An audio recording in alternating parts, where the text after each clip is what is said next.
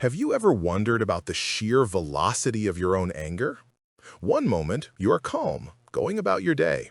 The next, a single sentence in an email, a specific tone of voice from your partner, or the sight of another car cutting you off in traffic ignites a wildfire in your chest. Your heart hammers, your vision narrows, your muscles coil tight, and a hot, acidic rage floods your system. In that moment, rational thought evaporates, replaced by a primal urge to lash out, to fight, to win. Later, when the fire has subsided and the smoke is cleared, you're left with the ashes of regret. You ask yourself, why did I get so upset over something so small? Why did a trivial, insignificant event have the power to hijack my entire being? It feels illogical. It feels disproportionate. It feels, frankly, like a weakness, a character flaw you just can't seem to control. I am here to tell you that it is not a character flaw. It is not a sign of weakness. What you are experiencing is not a failure of your personality, but a stunningly efficient success of your biology. The problem is that this biological success is running a program that is hundreds of thousands of years out of date. You are not weak. You are simply running ancient software to deal with modern problems.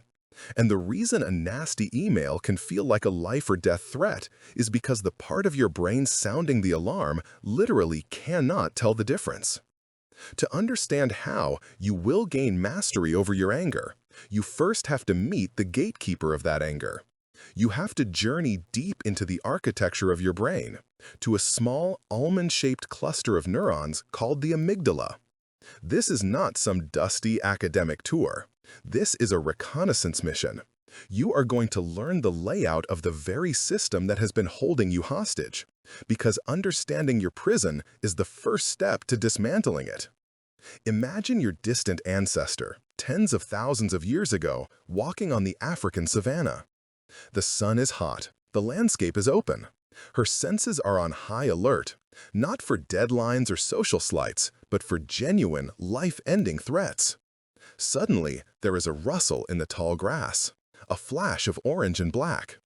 What happens in her brain? Does she pause to consider the possibilities? Perhaps it's just the wind. Maybe it's a smaller, non-threatening animal. I should probably gather more data before I react. If she did that, she would be lunch. Her genes would be a footnote in the fossil record. No, she doesn't think. She reacts. The instant her eyes perceive the pattern and her ears catch the sound, a signal bypasses all conscious thought. It travels directly to her amygdala, the brain's ancient, primitive, and lightning-fast threat detection center. The amygdala has one job and one job only: to scream, "Danger!" It doesn't care about nuance, it doesn't analyze. It is a simple binary switch, safe or unsafe. And its default setting is always, always to err on the side of caution. Better to mistake a stick for a snake 100 times than to mistake a snake for a stick just once. The moment the amygdala screams, "Danger! Saber-toothed tiger!" it triggers a cascade of physiological events we now call the fight or flight response. It signals the adrenal glands to flood the body with a powerful cocktail of stress hormones, adrenaline and cortisol. Instantly, her heart rate skyrockets, pumping oxygen-rich blood to her muscles so she can run faster or fight harder. Her breathing becomes rapid and shallow to maximize oxygen intake. Blood is diverted away from non-essential functions like digestion. You don't need to digest lunch when you are about to be lunch, and sent to the large muscle groups in her arms and legs. Her pupils dilate, creating a tunnel vision that focuses only on the threat in front of her. Her entire being, every cell and every synapse, is optimized for one of two outcomes: violent confrontation or desperate escape. And crucially, during this process, the amygdala sends a signal that effectively shuts down the most recently evolved part of her brain, the prefrontal cortex. The prefrontal cortex, or PFC, is the CEO of the brain. It's the seat of rational thought, logic, long-term planning, and emotional regulation. It's the part of you that can weigh consequences, understand complex social situations, and talk yourself down from a ledge. But in the face of a saber-toothed tiger, the PFC is a liability. It's too slow. Deliberation is death. The amygdala knows this, so it performs what neuroscientists call an amygdala hijack.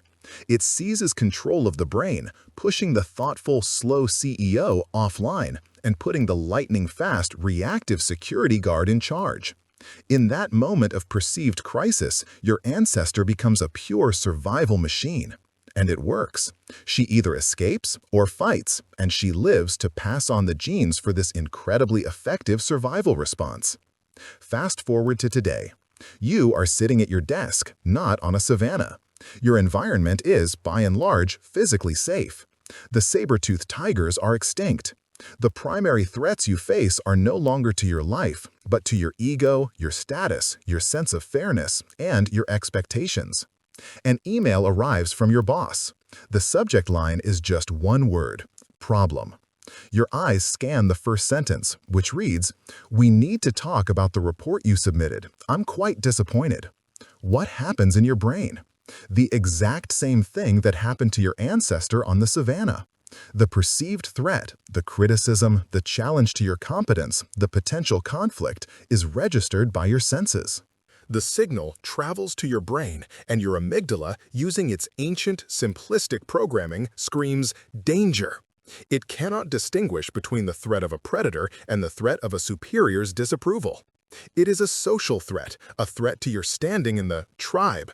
But the alarm it triggers is the same primitive, physical one. And so, the hijack begins. Your adrenal glands dump cortisol and adrenaline into your system. Your heart begins to pound against your ribs. You might feel a hot flush spreading across your chest and face. The muscles in your shoulders and jaw clench, preparing for a fight. Your breathing gets shorter. And most importantly, your prefrontal cortex, your rational, logical, problem-solving mind, is shoved offline. Have you ever fired off an angry, typo-riddled reply to an email only to read it an hour later and cringe in horror? Have you ever said something cruel and cutting in an argument that you didn't even truly mean? Have you ever found yourself screaming about a minor inconvenience, completely unable to access a sense of perspective? That is the work of the amygdala hijack. In those moments, you are not fully in control. The calm, thoughtful, intelligent CEO of your brain has been locked out of the boardroom. The panicky, aggressive, black and white thinking of the security guard is running the show. You are physiologically incapable of thinking clearly, of seeing the other person's perspective, or of considering the long-term consequences of your actions. Your brain has prepared you to fight a saber-toothed tiger, but the tiger is just an arrangement of pixels on a screen. This is the fundamental mismatch at the heart of our modern struggle with anger. We are running a survival operating system designed for a world of immediate mortal peril within a world of chronic psychological stress. The problem is that the system was only ever meant to be activated for short, intense bursts. Your ancestor either escaped the tiger or she didn't. Within minutes, the crisis was over. If she survived, the stress hormones would dissipate and her body would return to its normal state. The CEO would come back online. But what about you? The email from your boss is followed by a tense meeting. Then you get stuck in traffic and another driver cuts you off, triggering another hijack. You get home and argue with your partner about chores, triggering another. You scroll through social media and see an infuriating political post, triggering yet another. Our modern lives can trigger the amygdala's alarm system dozens of times a day. We are marinating in a low-grade to high-grade chemical bath of stress hormones 24/7. That ancient alarm, designed to save our lives, is now ruining our lives. Chronic cortisol damages brain cells, particularly in the hippocampus, involved in memory, and the prefrontal cortex, your CEO. It weakens your immune system, disrupts your sleep, increases blood pressure, and promotes the storage of abdominal fat. The very mechanism that evolved to protect you is now slowly, methodically breaking you down. The alarm is stuck in the on position, and it's burning out the house it was designed to protect. When you look at it from this biological perspective, your struggle with anger suddenly makes perfect sense. You are not failing. Your body is just doing exactly what it was designed to do with ruthless efficiency. Every time you explode with rage over something small, you are not being irrational. Your body is responding with perfect biological rationality to a perceived threat that your ancient brain cannot differentiate from a mortal wound. This knowledge should bring you an immense sense of relief. Let it wash over you. The guilt, the shame, the frustration you have felt about your own reactivity, you can begin to let it go. You are not broken. You are not a bad person. You are a human being equipped with a magnificent, if outdated, piece of survival machinery. This is the foundational truth upon which all emotional mastery is built. You cannot defeat an enemy you do not understand. For years, you have been fighting a war against your own anger without knowing who the enemy was.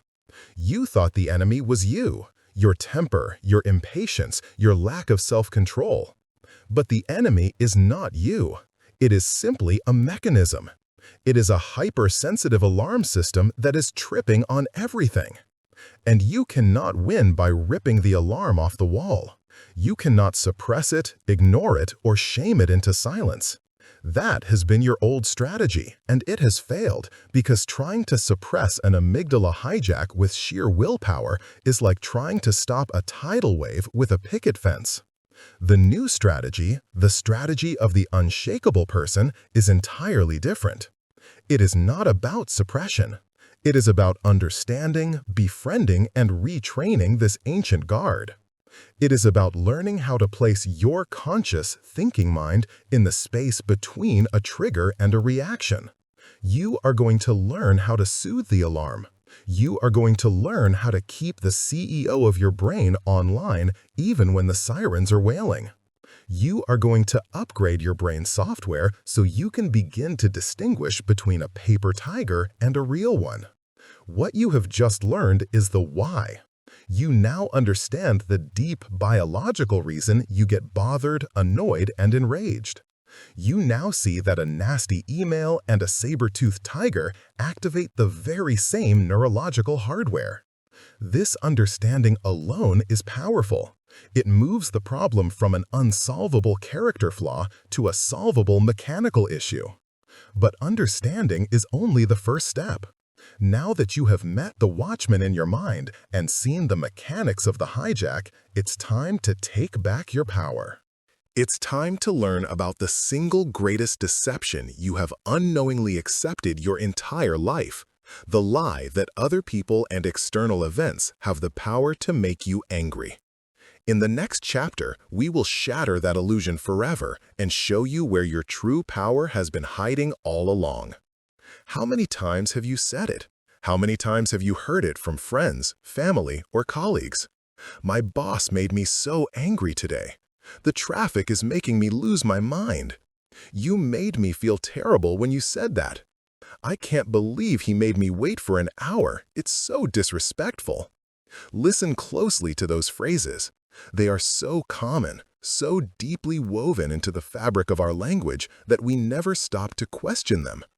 They feel like simple statements of fact, like saying, "The sky is blue," or "Water is wet." But within that seemingly innocent turn of phrase, "made me," lies the single most disempowering belief you have ever accepted. It is a lie. It is a profound and pervasive deception, a cognitive trap that you have been trained to walk into since you first learned to speak. And it is the invisible architecture of your own emotional prison. This belief, the idea that another person or an external event has the direct power to generate an emotion inside of you, is the foundational lie of a reactive life. It is the master program for misery. Because if it is true, if someone else can reach into your soul and flip the anger switch, then you are and will always be utterly powerless. Your peace of mind becomes a commodity, something that can be given or taken away by a rude driver, a critical spouse, a delayed flight, or a forgotten errand. Your inner state becomes a frantic, desperate reaction to a world you cannot control. You become a puppet, and the rest of the world holds your strings. Think about what it truly means. If someone can make you angry, they own you. They have a remote control for your nervous system. They can be miles away, and a few typed words in an email can hijack your biology, flood your body with cortisol, and ruin your entire evening. A stranger in another car, someone you will never see again, has the power to dictate your blood pressure and steal your focus for the next hour. Is that a powerful way to live? Is that freedom? Of course not. Yet, we accept this premise without question. We build our entire emotional vocabulary around it. This is not our fault. We were taught this language. We absorbed it from our parents, our peers, and our culture. It is the default setting for the human mind. But today, right now, you are going to uninstall that default setting. You are going to learn the truth that forms the unshakable foundation of emotional freedom, a truth the great Stoic philosophers knew over 2,000 years ago. Nothing and no one outside of you can make you feel anything. It is not the event itself that causes your emotional response. It is your interpretation of the event. It is the story you tell yourself about what the event means. Between the trigger and your response, there is a space. That space, however brief it may seem, is where your power lies. In that space is a cognitive process, a judgment, and that judgment alone is what creates the emotion. Let's test this. Imagine you are driving to a critical, life-changing job interview. You are on the highway and suddenly all traffic grinds to a halt. You are in a dead-stop traffic jam. The clock is ticking. You are going to be late. Your amygdala, as we learned in Chapter 1, sounds the alarm. Danger, threat to future. But what is the emotion you feel? For most people, it's a potent cocktail of anxiety and rage. Your heart pounds. You grip the steering wheel, knuckles white. You feel a surge of anger at the anonymous drivers ahead of you. Who's the idiot that caused this? You mutter. You feel frustrated, helpless, and victimized by the situation. The traffic jam is making you angry. Now, let's change one single variable. You are in the exact same traffic jam, in the exact same car. The clock is still ticking, but this time you are not going to a job interview. You are a parent who has just received a call from your child's school. Your child has had a terrible accident on the playground and is being rushed to the city's main hospital. The school principal told you to get there as fast as you can. The traffic is identical. The external event has not changed by one iota. But what is the emotion you feel now? Is it anger? Is it frustration at the other drivers? No. The emotion is pure, unadulterated fear. It is desperate anxiety for your child's well-being. The traffic is no longer an annoyance that is victimizing you. It is an obstacle separating you from what matters most. Your entire emotional landscape has transformed, even though the external reality is precisely the same. What changed? Not the event. The meaning of the event changed. The story you were telling yourself about the traffic jam changed. In the first scenario, the story was, "This traffic is disrespecting my time. This is going to make me look irresponsible. This could cost me my dream job. This is unfair." The emotion that flows from that story is anger. In the second scenario, the story was, "My child is in danger. Every second I am stuck here is a second they are suffering without me. I need to get there." The emotion that flows from that story is fear and desperation. Let's try one more. Same car, same traffic. This time, you are a devoutly religious person who has just been praying for a sign, any sign, that you should not take the job you are driving to. You have a terrible feeling about your potential new boss, but the money is too good to turn down. You pleaded with the universe. "Please, if this is the wrong path for me, give me a clear sign to turn back." And then, the traffic stops dead. What is the emotion now? It's not anger. It's not fear. It might be relief. It might be a sense of awe, a feeling of being heard. You might smile, put the car in park, and thank the heavens for the intervention. The traffic jam is no longer a source of frustration, but a moment of divine guidance. The event did not change. The story did. And when the story changed, the emotion changed. This is not a clever mind game. This is the fundamental law of your emotional universe. Events are neutral. They are empty data points. They have no inherent emotional content. All emotion is self-generated. You are not a thermometer, passively reacting to the temperature of the world. You are a thermostat, actively setting your own temperature by deciding what the world means. This is what the psychologist Julian Rotter in the 1950s termed the locus of control. A person with an external locus of control believes their life is controlled by outside forces, by fate, by luck, by other people. They are the victims of circumstance. When something good happens, it was a lucky break. When something bad happens, it was someone else's fault.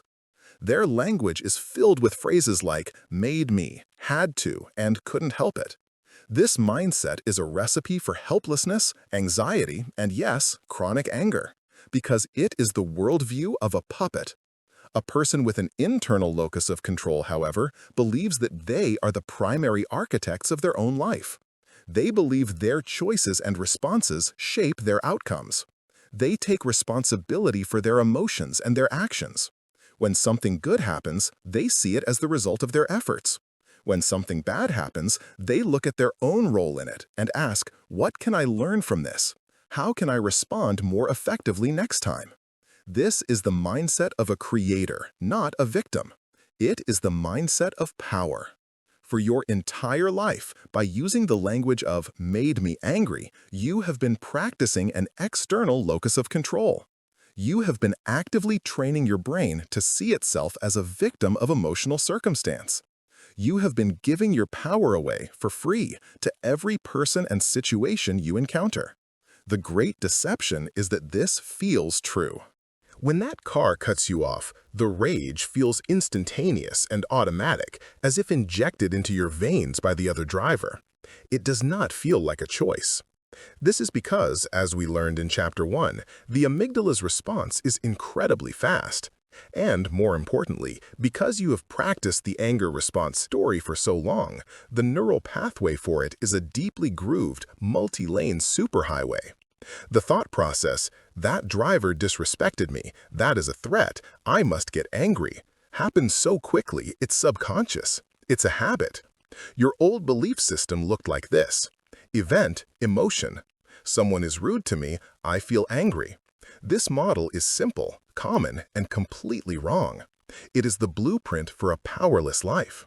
The true model, the model that will set you free, looks like this.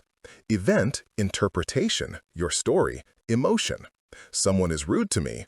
My interpretation is, they think I'm weak and are trying to dominate me. I cannot let them get away with that. I feel angry. Or it could look like this. Someone is rude to me. Wow, they must be having a truly terrible day to speak to someone like that. I feel a bit of pity for them. I feel compassion, detachment. Or even this. Someone is rude to me. This is an interesting data point about their personality. It has absolutely nothing to do with me or my worth. I feel nothing. It doesn't even register. Do you see the immense power you have in that middle step? The event is the one thing you cannot control. The other person's behavior is outside your jurisdiction. The traffic is the traffic. But the interpretation, the story, that is yours and yours alone. It is the one place where you have 100% control, 100% of the time. This is the kingdom where you are the only sovereign. The Stoic Emperor Marcus Aurelius wrote in his private journals, "If you are distressed by anything external, the pain is not due to the thing itself, but to your estimate of it, and this you have the power to revoke at any moment." Read that again. This you have the power to revoke at any moment. This is not a suggestion. It is a statement of operational physics for the human mind. The pain, the anger, the irritation, it comes from your estimate, your judgment, your story. And you are the storyteller. You can tell a different story. When you fully, deeply internalize this truth, the entire world shifts. You stop being a victim. You stop blaming the world for your internal state. You realize that no one has ever made you angry in your entire life. You have, in every single instance, chosen anger as a response to a story you told yourself about an event. It may have been a subconscious, lightning-fast choice, but it was a choice nonetheless. And anything that is a choice can be changed. This is the turning point. This is the moment you stop being a passenger in your own emotional life and get behind the steering wheel. It's scary at first because it means taking radical responsibility. It's easier to blame the traffic. It's more immediately gratifying to blame your boss. Blame absolves us of the hard work of self-regulation. But the freedom on the other side of that responsibility is absolute. When you know in your bones that you are the sole creator of your emotions, you realize you can create whatever you want. You can create peace in the middle of chaos. You can create compassion in the face of hostility. You can create calm in the center of a storm. In Chapter 1, you learned why your brain reacts the way it does, the ancient hardware of the amygdala hijack. Now you've just learned the foundational principle that makes changing that reaction possible. The truth that you are the storyteller. You have the why and the what. You now understand that the potential for change is not just a nice idea, but is biologically wired into your very being. In the next chapter, we will explore the revolutionary science of neuroplasticity, the incredible discovery that your brain is not a fixed, static organ, but a dynamic, living sculpture that is constantly being reshaped by your thoughts and experiences. You will learn how your past reactions have physically wired your brain for anger, and more importantly, how you can consciously use this same process to rewire it for unshakable calm. You are not just the storyteller, you are the architect of your own mind, and it's time to start drawing up a new blueprint. Have you ever said it to yourself, perhaps in a quiet moment of resignation after an outburst? This is just who I am. I've always had a short fuse. My father had a temper, and I have a temper. It's just part of my personality. This belief, the idea that your core reactions are as fixed and unchangeable as your eye color, is perhaps the most subtle and stubborn barrier to your freedom. It's a life sentence you impose upon yourself without ever realizing the cell door has been unlocked the entire time. It's the third and final great deception, following the lies that anger is a character flaw and that others can make you angry. This lie whispers that even if you understand your amygdala, even if you accept that you are the creator of your own emotions, it's too late. The concrete has set. The wiring is fixed. You are who you are. For much of the 20th century, the scientific community would have agreed with you. The prevailing doctrine was that the adult brain was a static, hardwired machine. It was thought that after a critical period in childhood, the brain's structure was largely complete. You were dealt a certain hand of neural cards, and the best you could do was play that hand for the rest of your life. If your brain was wired for anxiety, reactivity, or anger, that was your cross to bear. This view presented the brain as a piece of hardware, exquisitely complex, but ultimately unchangeable. But over the past few decades, a revolution has quietly overthrown this rigid dogma. A seismic shift in our understanding, powered by advances in imaging technology, has revealed a truth about the brain that is so profound and empowering it changes everything. The truth is this: your brain is not hardwired, it is live-wired.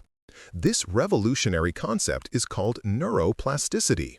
The word may sound complex, but the idea is breathtakingly simple. Neuro refers to neurons, the nerve cells that are the fundamental building blocks of your brain and nervous system.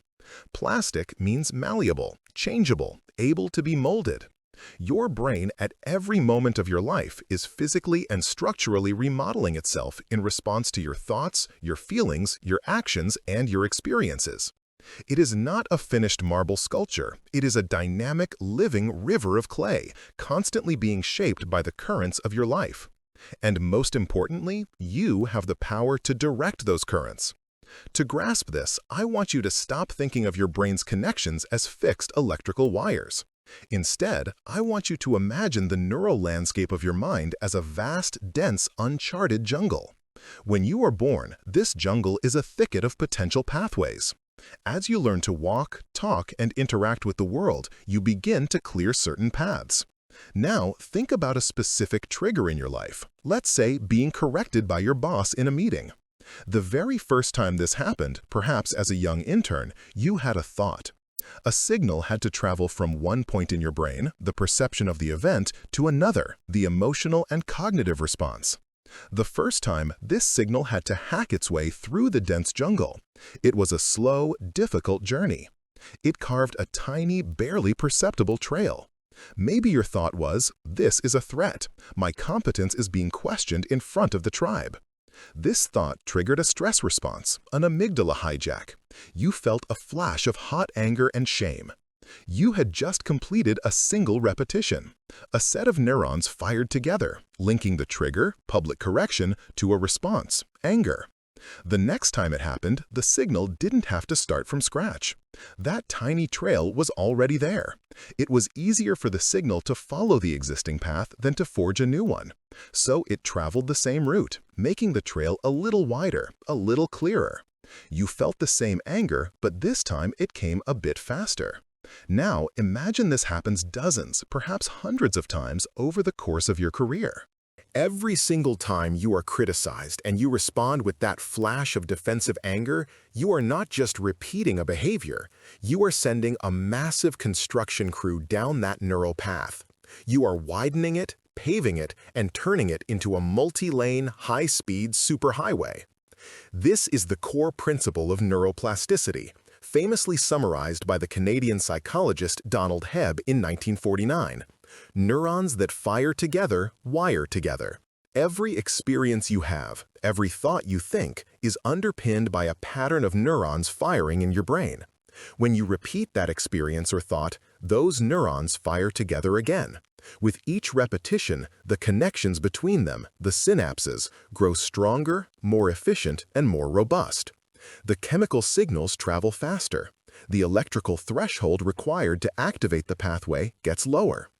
Your chronic anger is not a personality trait. It is a well-paved road in your brain. Your tendency to get irritated in traffic is not just who you are. It is a neural superhighway you have spent years building, one frustrating commute at a time. The reason your angry reaction feels so automatic, so instantaneous, is because your brain is a marvel of efficiency. It will always choose the path of least resistance. And the angry path is a smooth, wide, perfectly lit interstate, while the path to a calm, measured response is an overgrown, barely visible trail through that dense jungle. Of course the signal gets there in a nanosecond. You built it that way.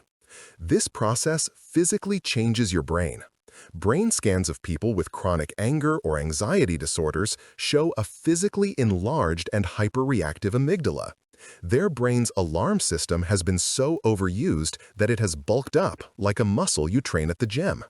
They have become biologically, structurally better at getting angry.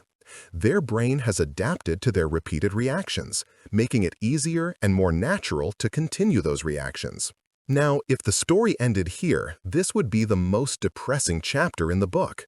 It would be scientific proof that you are, in fact, trapped. But this is where the miracle lies. Neuroplasticity is a neutral, impartial law of nature, like gravity. Gravity doesn't care if you drop a feather or a cannonball. And neuroplasticity doesn't care what kind of pathways you build. It will reinforce a habit of compassion just as readily as it reinforces a habit of contempt. It will strengthen a circuit for patience just as efficiently as it strengthens a circuit for rage. The same mechanism that built your prison is the exact same mechanism you will use to build your palace. You are the architect. You have the power to stop sending traffic down that old, crumbling highway of anger.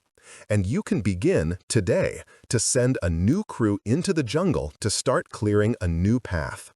What does this look like in practice? Let's go back to the trigger. Your boss corrects you in a meeting. The signal arrives in your brain. The old anger superhighway is right there, beckoning. It's so easy, so familiar. The on-ramp is wide open. But this time, you do something different. You have learned the truths from the previous chapters. You know the amygdala is sounding a false alarm. You know that your boss cannot make you angry.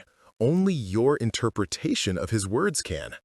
And now you know that your reaction is a choice that will physically shape your brain. So, instead of taking the highway, you choose to take the machete and hack a new path. This new path is called the pause. We will explore this tool in detail in the next chapter. You consciously stop the automatic reaction. You take a single deep breath. In that moment of pause, you have done something monumental. You have refused to send energy down the old pathway. You have, for a split second, starved the anger circuit of its fuel. Then you forge a new cognitive path. Instead of the story, "He's disrespecting me," you consciously choose a different one. Perhaps it's, "He's under a lot of pressure, and his feedback, while poorly delivered, might contain a useful nugget of truth." Or maybe it's, "This isn't personal. This is about making the project better." As you think this new thought, a new, fragile neural connection is made. A tiny trail is cleared in the jungle. It feels unnatural. It feels difficult. It requires conscious, deliberate effort. Your body is still humming with the adrenaline of the attempted hijack, and the old highway is calling to you. But you hold the line. You choose the new path. The meeting ends. You go back to your desk. Later that day, a colleague is short with you. Again, the on-ramp to the anger highway appears. It's so tempting. But you remember your new role as the architect of your mind. You pause, you breathe, you choose a new interpretation. "She's probably swamped. It has nothing to do with me." You have just sent another construction crew down the new trail. A few more vines are cleared. The path is a tiny bit more defined. The first 10, 20, maybe even 50 times you do this, it will feel like hard work.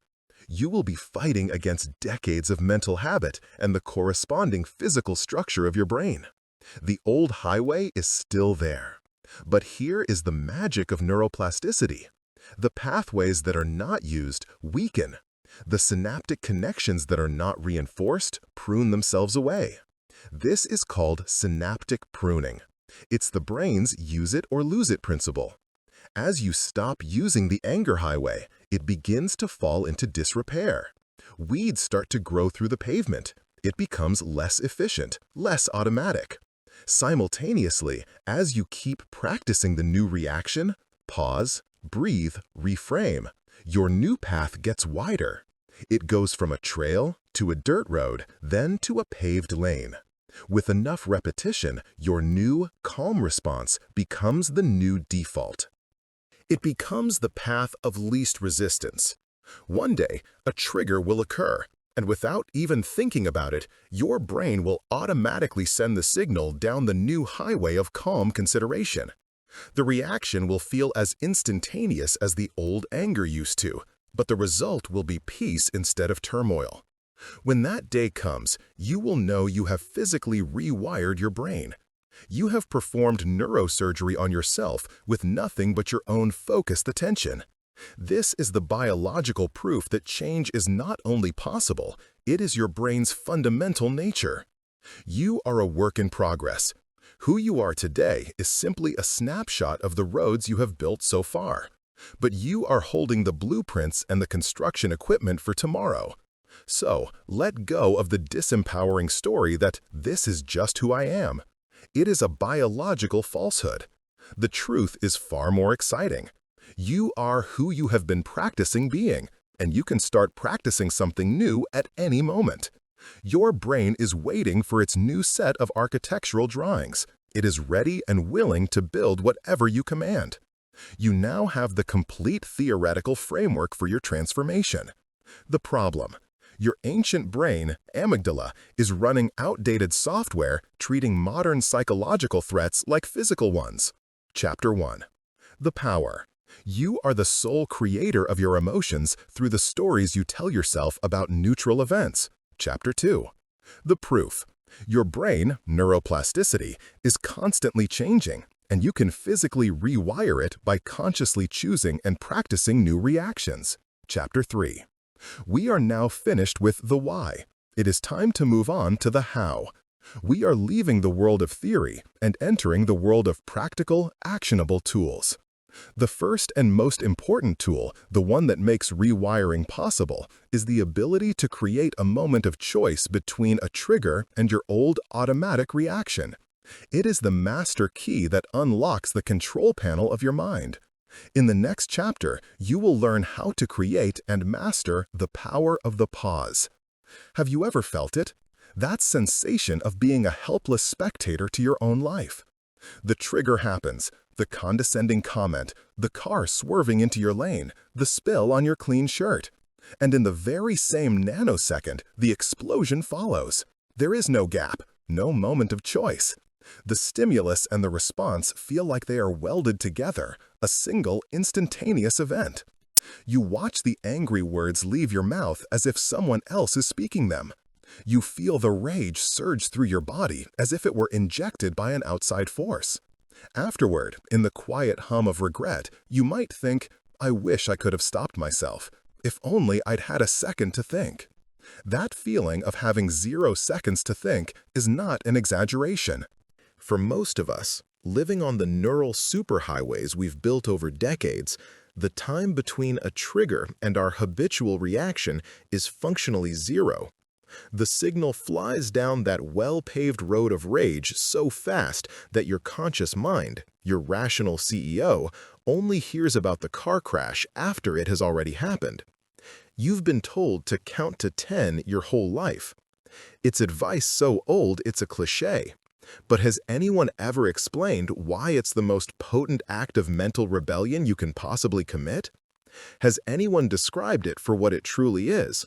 A deliberate, revolutionary act of slowing down time itself, of inserting a sliver of conscious choice into a process that was once terrifyingly automatic. If you do nothing else from this book, do this. Learn to create a space between what happens to you and how you respond. This space, this tiny pocket of time that you will learn to carve out of the solid block of reactivity, is your sanctuary. It is your control room. It is the place where you cease to be a puppet and become the master. We will call this space the sacred pause. It is the single most critical, practical, and life-altering tool you will ever learn. It is the clutch that disengages the roaring engine of your amygdala from the wheels of your actions. Mastering it is the non-negotiable first step to becoming an unshakable person. Why is this pause so powerful? Let's look at the neuroscience. When a trigger event occurs, your amygdala initiates the hijack in a fraction of a second. The chemical cocktail of adrenaline and cortisol begins to flood your system. Your prefrontal cortex, PFC, the seat of your rational mind, starts to get shoved offline. The entire process is designed for speed, not accuracy. But the hijack is not an instant on-off switch. It's more like a tidal wave building and then cresting. The initial chemical surge is incredibly powerful, but it's also finite. Neuroscientists suggest that the purely physiological lifespan of the chemicals of an emotion, if left unfueled by our thoughts, is roughly 60 to 90 seconds. The initial, most powerful surge peaks even faster. By consciously inserting a pause of just a few seconds, even 1 or 2, you accomplish 2 miracles. First, you interrupt the circuit. You stop the automatic program from running to completion. The signal that was hurtling down the anger highway is suddenly met with a red light. It stops the immediate escalation and prevents the full catastrophic hijack from taking place.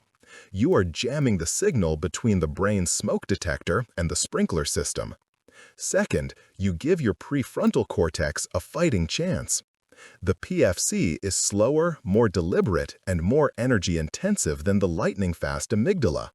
It needs a moment to catch up. The pause is that moment.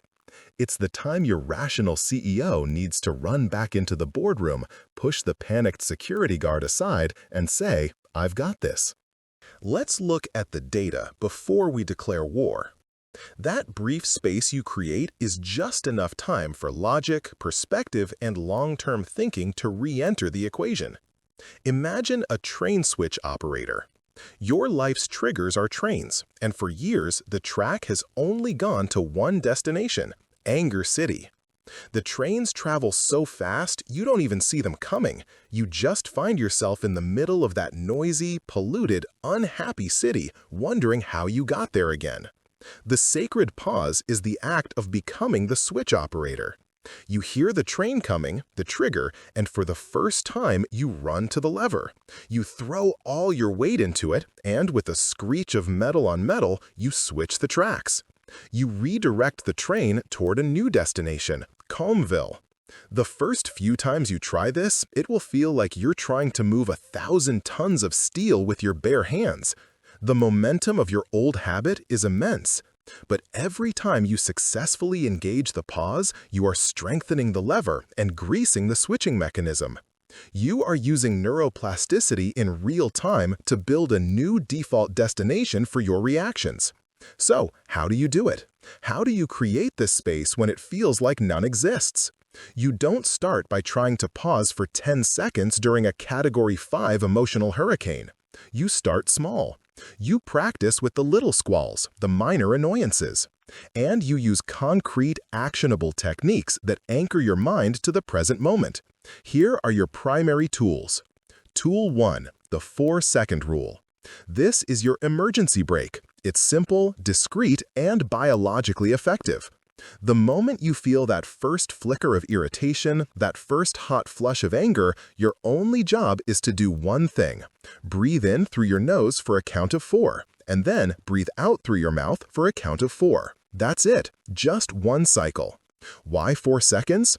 It's short enough to be achievable in the heat of the moment, but it's long enough to be neurologically significant.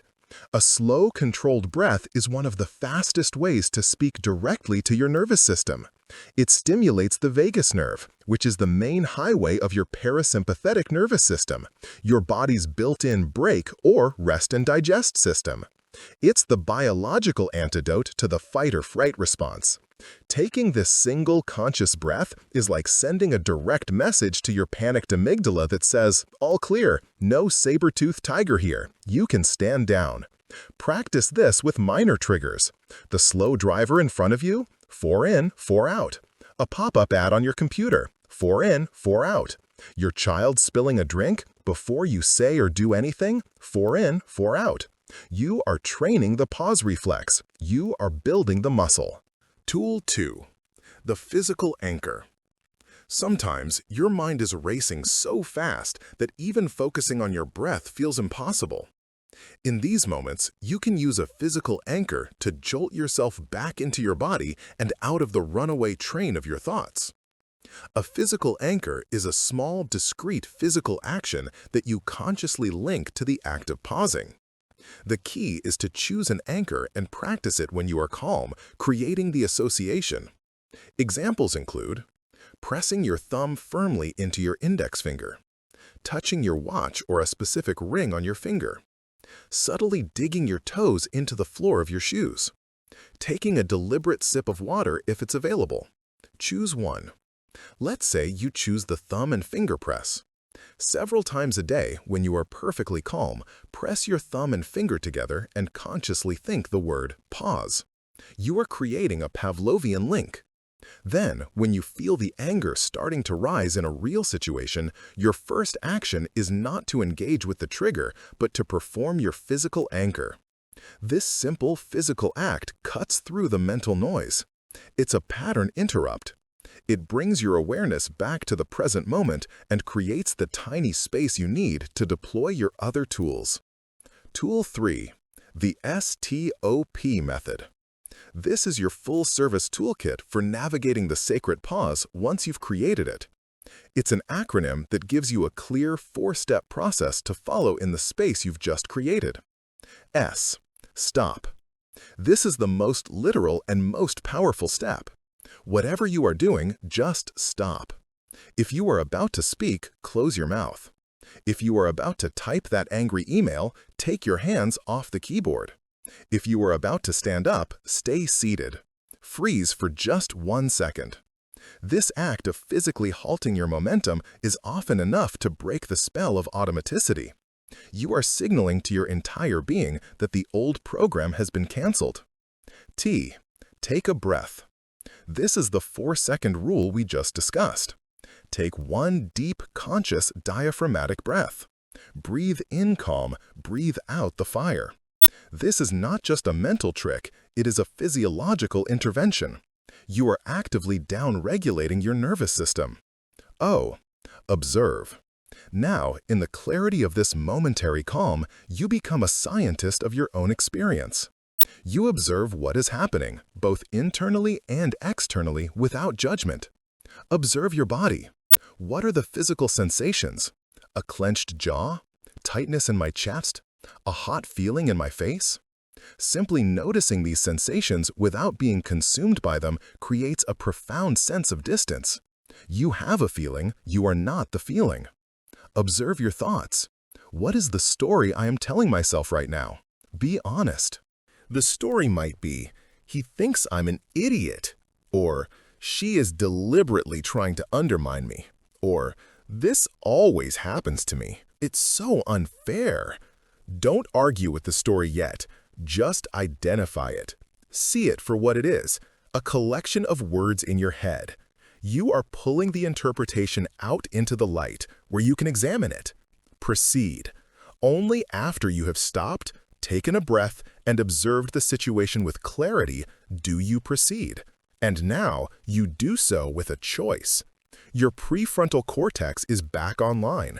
You have access to your wisdom, your values, and your long-term goals. Does screaming and yelling align with the person you want to be? Does firing off that nasty email serve your career goals? Probably not. From this centered place, you can choose a response that is constructive, not destructive. You can choose to say nothing. You can choose to ask a clarifying question. You can choose to address the issue calmly and assertively. You can choose to walk away.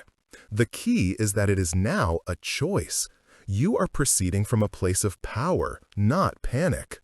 This will feel clumsy at first. It will feel slow and artificial. Your first attempt at a pause might only last for half a second before your old habit takes over and you react anyway. Do not be discouraged. That half-second pause is a monumental victory. It is the first crack in the dam.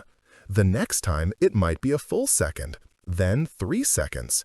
You are building a new muscle, and like any form of training, it requires reps. Be patient with yourself. Celebrate the small victories. Every single time you even attempt to pause, you are sending a construction crew to work on your new neural pathway of calm. You are voting for your future self. The sacred pause is your gateway to emotional freedom. Every other strategy in this book requires it.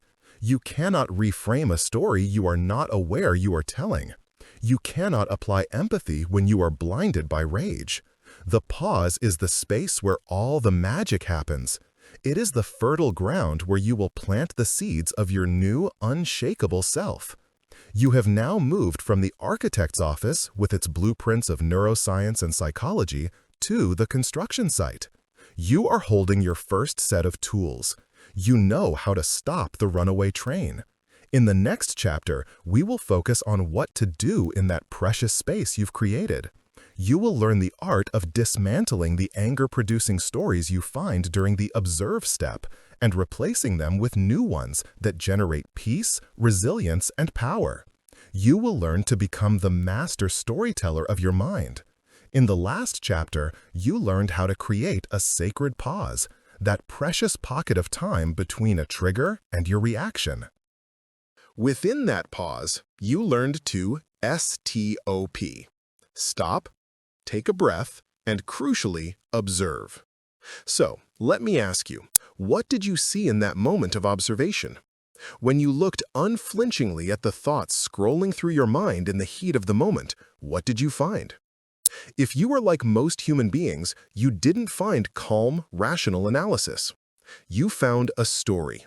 You found a messy, judgmental, emotional, and incredibly persuasive narrative, complete with a villain, a victim, you, and a high-stakes plot. You found a thought like, "He is deliberately ignoring me to show me he's in charge," or "She always does this. She has no respect for anyone," or "This is a catastrophe. I'll never recover from this." This is the secret engine of your emotional life. You do not live in a world of facts. You live in a world of stories. The universe provides you with raw, neutral data, a person's action, a set of circumstances, a tone of voice. And your mind, in less than a heartbeat, acts as a master screenwriter. It takes that raw data and instantly produces a screenplay. It casts the characters, writes the dialogue, assigns motivations, and predicts a dramatic conclusion. And here is the critical part. You don't react to the data. You react to the screenplay. Your anger, your frustration, your sense of being bothered, it is never, ever a reaction to reality itself. It is a reaction to the story you are telling yourself about reality. This is fantastic news. You may not be able to change reality, but you have absolute godlike power to change the story. And when you change the story, you change everything. Let's make this tangible. The fact. Your partner said, "You left the dishes in the sink again." This is the raw data. It is an objective, verifiable event. The automatic screenplay. Your mind instantly titles this script, "The Accusation." In it, your partner is cast as the prosecuting attorney, delivering a stinging indictment of your character. You are cast as the wrongfully accused defendant. The subtext you hear is, "You are lazy, you are inconsiderate, you never do anything right." The predicted conclusion is a fight for justice where you must defend your honor. The emotion, your body, reacting to this dramatic screenplay, produces the corresponding emotions: defensiveness, resentment, anger. But what if the screenplay were different? What if your mind, in that same instant, had produced a script titled "A Simple Observation"? In this version, your partner is simply a housemate stating a neutral fact, perhaps with a hint of their own tiredness in their voice. The subtext is simply, "There are dishes here." The conclusion is a simple, non-dramatic action: doing the dishes. The emotion that flows from this story is nothing. Maybe a mild sense of, "Oops, I should get to that." The external event was identical. The emotional reality was a universe apart. The only thing that changed was the story. For years, you have been an unconscious screenwriter, letting your amygdala and old habits write these dramatic, anger-fueled scripts for you, and you have been dutifully acting them out. The art of becoming unshakable is the art of seizing control of the writer's room. It is the process of becoming a conscious and deliberate editor of your own mind. This process is called cognitive reframing. It's not about lying to yourself or pretending a bad situation is good. It's about challenging your first, automatic, and often distorted story to find one that is both more accurate and infinitely more empowering. The Rogues Gallery, identifying your default villains. To become a good editor, you first need to recognize the lazy, repetitive plot lines your inner screenwriter loves to use. These are called cognitive distortions, but let's think of them as your brain's go-to bad guy archetypes. When you learn to spot them, they lose their power. The mind reader story. This is where you write a script based on the assumption that you know exactly what someone else is thinking, and it's always negative. The villain is malicious and secretive. The fact. Your boss walks past your desk without saying good morning. The story. He's angry about my report. He thinks I'm incompetent. He's probably planning to sideline me on the next project. The reality. You have no idea what he's thinking. He might be late for a meeting, worried about his sick child, or simply lost in thought. You've written a whole drama based on a psychic prediction. The personalization plot. This story casts you as the center of the universe, where everything that happens is a direct and personal reaction to you. The villain's entire motivation revolves around you. The fact. The cashier is curt and unfriendly. The story. What's her problem with me? I must have done something to offend her. She's being incredibly rude to me. The reality. The cashier has been on her feet for 7 hours dealing with hundreds of people. Her mood has 99.9% to do with her own life and 0.1% to do with you. You are a background character in her story. The Catastrophe Chronicle. This is the disaster movie script. It takes one minor negative event and blows it up into a chain reaction of doom. The villain isn't a person, it's the cruel hand of fate itself. The fact. You notice a typo in an email you just sent to a client. The story. Oh no, the client will think I'm an idiot. They'll lose all respect for our company. We're going to lose the contract. I'm going to get fired. My life is over. The reality. It's a typo. Most likely, the client won't even notice. If they do, they'll probably forget it 2 seconds later. The always and never epic. This script uses absolutist, black and white language to turn a single event into an escapable, permanent pattern of suffering. The fact. Your friend is running late to meet you. The story? She is always late. She never respects my time. This happens every single time. The reality? Is she truly 100% of the time late? Does she never respect your time? This absolutist language writes a story of helplessness and repeated victimization, which is a perfect recipe for anger. These are just a few of the brain's favorite B-movie plots. Recognizing them in real time is a superpower. When you feel that surge of anger, you can learn to say, "Ah, there it is. My brain is writing another personalization plot. Interesting." This act of naming the story immediately creates distance and gives you the power of an editor, not just an actor. The Reframing Toolkit. How to write a better script. Okay, so you've used your sacred pause, you've spotted the automatic, distorted story your brain has served up. Now what? Now you engage in the deliberate, 4-step process of cognitive reframing. This is what you do in the proceed part of STOP. Step 1. Isolate the undisputed fact. Before you do anything else, you must separate the screenplay from the reality. Ask yourself, what happened stripped of all judgment, emotion, and interpretation? What would a security camera have recorded? Not a fact? That arrogant jerk cut me off in traffic. A fact? A silver car moved from the right lane into my lane and I had to apply my brakes. This first step is crucial. It drains the emotional charge from the event and gives you a solid, neutral foundation to work from. Step 2. Identify the automatic story. Acknowledge the first script your brain wrote. Don't judge it or suppress it. Just state it clearly. The story? That driver has zero respect for anyone. He thinks his time is more important than mine. He did that deliberately to be aggressive and put me in my place.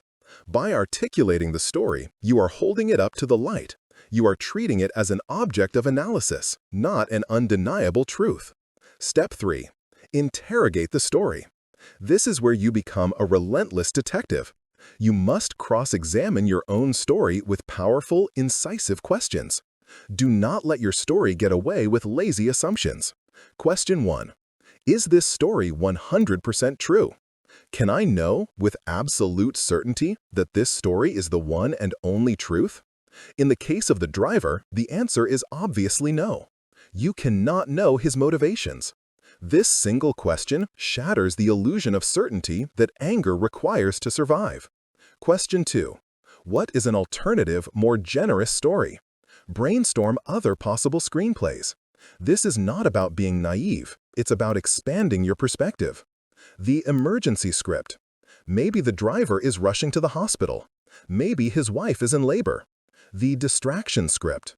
Maybe he's lost, trying to read his GPS. Maybe he's in the middle of a difficult phone call. Maybe he just made a simple human error and didn't see you. The ignorant script. Maybe he's a terrible driver and genuinely has no idea he just did something dangerous. Notice that none of these stories cast you as the victim of a personal attack, and as a result, none of them lead to anger. Question 3. How does my original story serve me? What is the payoff for believing my automatic script? It gives you a momentary jolt of self-righteousness. It makes you right and the other person wrong. But what is the cost? A surge of cortisol, elevated blood pressure, a ruined mood, and a distracted mind. Is that a fair trade? Step 4. Choose a more useful story. After interrogating the original story, you now have a choice. You can consciously select one of the alternatives you brainstormed or create a new one. The goal is to choose a story that leads to peace, not war. Old story.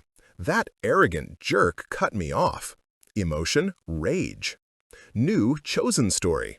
Wow, that person must be in a huge hurry. I hope they get where they're going safely. Emotion, detachment, maybe even a flicker of compassion. Let's apply this to another scenario. Fact. Your boss emails you at 8 p.m. We need to talk about your performance on the Miller account tomorrow. Automatic story. Catastrophe chronicle. I'm getting fired. He hates my work. I completely failed. This is a disaster. Emotion, panic, anxiety. Interrogation. Is it 100% true I'm getting fired? No. What's an alternative story? Maybe he wants to put me on a bigger account and wants to transition this one. Maybe he wants to praise my performance and discuss next steps. Maybe a client gave some minor feedback he wants to relay.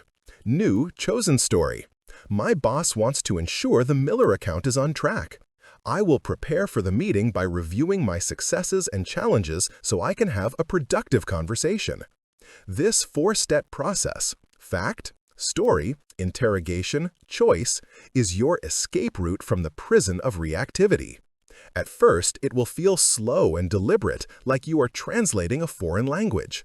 But with practice, driven by the power of neuroplasticity, it will become faster and faster. You are clearing a new neural path. Eventually, your brain will start to offer you the more useful, peaceful story as its first choice. That is when you know you have truly rewired your mind. You have the pause. You now have the process to use within that pause. You are learning how to stop reacting to the villains in your head. But what if you could take it one step further? What if you could learn to understand the villains themselves? In the next chapter, we will explore the ultimate reframing tool, strategic empathy.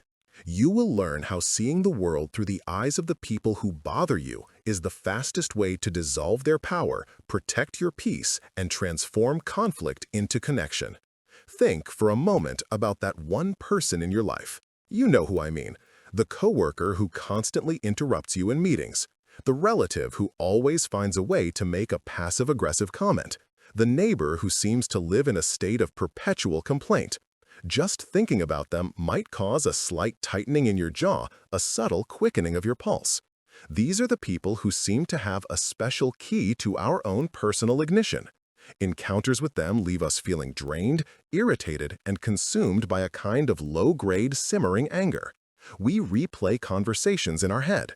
We vent to our partners about their latest transgression.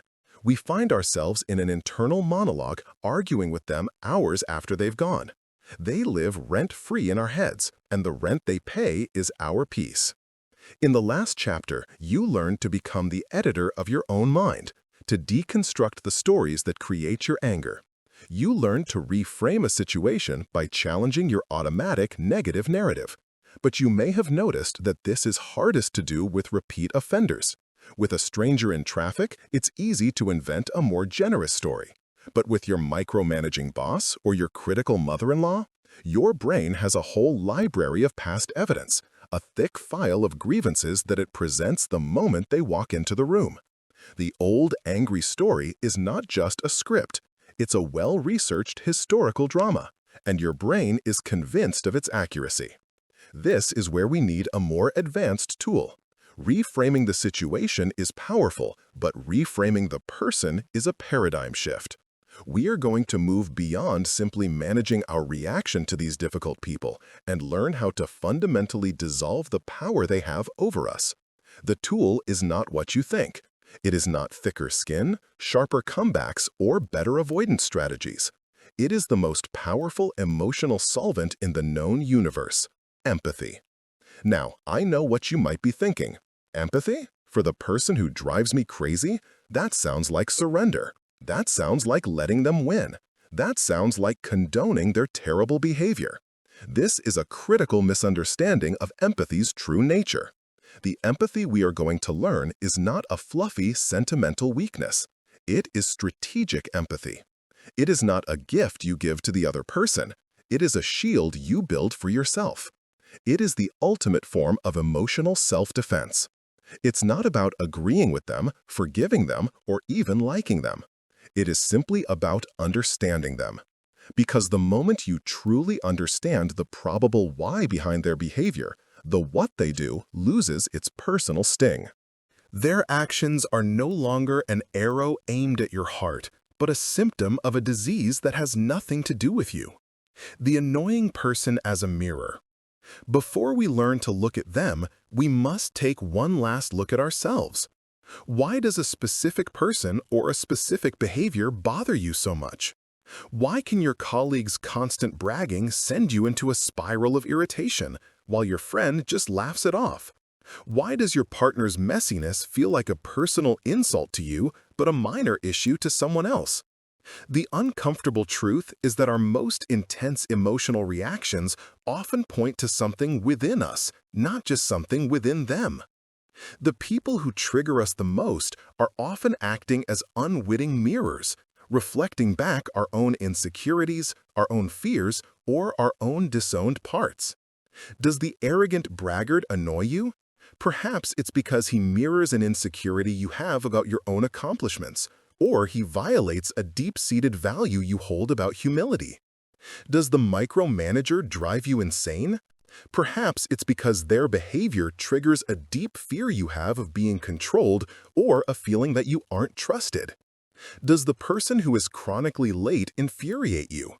Perhaps it's because their actions reflect a story you tell yourself that your time isn't valuable. Seeing this pattern doesn't excuse their behavior, but it changes the location of the problem. The problem is not the person, the problem is the hook within you that their behavior snags on. Understanding your own hooks is the first step to disarming them. When you know where you are vulnerable, you can begin to protect that area. But the ultimate protection is to realize that most of the time, the other person isn't even trying to hook you. They are simply flailing around, snagging everyone in their path because they are hooked on something themselves. The hurt people principle. This is one of the most transformative truths you can ever integrate into your worldview. Negative behavior, the anger, the criticism, the control, the passive aggression, is almost never a sign of strength, malice, or superiority. It is, in almost every case, a clumsy, tragic, and misdirected expression of some underlying pain. It is a symptom. Strong, happy, secure people do not go around making others miserable. Secure people don't need to put others down. Calm people don't need to create chaos. Hurt people hurt people. Imagine you come across a dog by the side of the road. As you approach, it snarls, bares its teeth, and tries to bite you. Your first reaction, driven by your amygdala, is fear and anger. Bad dog. You see it as an aggressive, malicious threat. But then you get a closer look and you see that the dog's leg is caught in a cruel metal trap. It is bleeding, it is in agony, it is terrified. Does your emotional response change? Instantly. You no longer see a vicious enemy. You see a creature in pain, lashing out at everything it perceives as a threat because it is suffering. You don't take the growl personally anymore. Your anger transforms into compassion. Your fear is replaced by a desire to help. The dog's behavior hasn't changed, but your understanding of its behavior has changed everything. This is the exact shift you must learn to make with the difficult people in your life. You must train yourself to look past the snarling behavior and see the hidden trap they are caught in. Their trap isn't made of steel, but of fear, insecurity, shame, or trauma. The micromanager. The what is that he checks your work 5 times a day and questions every decision. The automatic story is, he doesn't trust me and thinks I'm an idiot. The strategic empathy reframe is to look for the trap. The trap is fear. He is not obsessed with your incompetence, he is terrified of his own. He is so afraid of the project failing and of him looking bad that he tries to control every variable. His behavior is not about you, it's a desperate attempt to manage his own crippling anxiety. The constant critic. The what is that she finds fault in everything you do. The automatic story is, she hates me and wants me to feel small. The strategic empathy reframe is to look for the trap. The trap is insecurity. She likely grew up in an environment where the only way to feel valuable was to be perfect and to point out the imperfections in others. Her criticism of you is not about your flaws. It's a misguided strategy to quiet the screaming voice of her own inner critic and shore up her fragile sense of self-worth. The angry yelling person. The what is that they explode with rage over small things. The automatic story is, they are an aggressive bully trying to intimidate me. The strategic empathy reframe is to look for the trap. The trap could be pain or powerlessness. Perhaps they are in a life situation, a failing business, a painful divorce, a chronic illness, where they feel utterly out of control. Their explosion over the spilled coffee is not about the coffee. It is a desperate, misdirected scream against the universe because it's the only place they feel they can exert any power at all. How to deploy strategic empathy in real time. This all sounds good in theory, but how do you do it when you're in the line of fire? You use a simple but powerful mental prompt. The next time someone does something that starts to bother you, your first thought, right after you initiate your sacred pause, should be the question, I wonder what's going on in their life that is causing them to act this way. This question is a circuit breaker for the anger response. It shifts your brain from a defensive, judgmental posture to an inquisitive, curious one. It activates your prefrontal cortex, the thinking part of your brain, and tasks it with solving a puzzle. An angry brain seeks blame. A curious brain seeks understanding. Let's practice. The next time your perpetually late friend texts to say they'll be another 20 minutes late. Old reaction, this is unbelievable. She is so disrespectful. My time means nothing to her. Anger, resentment. New practice, pause, breathe. Ask the question, I wonder what's going on in her life that makes time management so hard for her. Possible answer 1. She suffers from severe anxiety and has a crippling fear of leaving the house, so she procrastinates until the last second. Possible answer 2. She's a single mom juggling 3 kids and is constantly putting out fires, and she's too embarrassed to admit how overwhelmed she is. Possible answer 3. She grew up in a chaotic household where time was meaningless, and she literally lacks the internal software for punctuality. You don't know if any of these are true. It doesn't matter. The act of genuinely considering these possibilities instantly changes your emotional state. She is no longer a villain disrespecting you. She is a person struggling with something. Your anger dissolves and is replaced by a sense of calm detachment and maybe even a little compassion. From this calm place, you can still take action. You can still set a boundary. You might decide to say, hey, I know things are crazy for you, but for me, waiting this long causes a lot of stress. In the future, if you're running more than 10 minutes late, let's just reschedule. Notice how this response is calm, firm, and non-accusatory. It comes from a place of understanding, not a place of anger. This is your shield.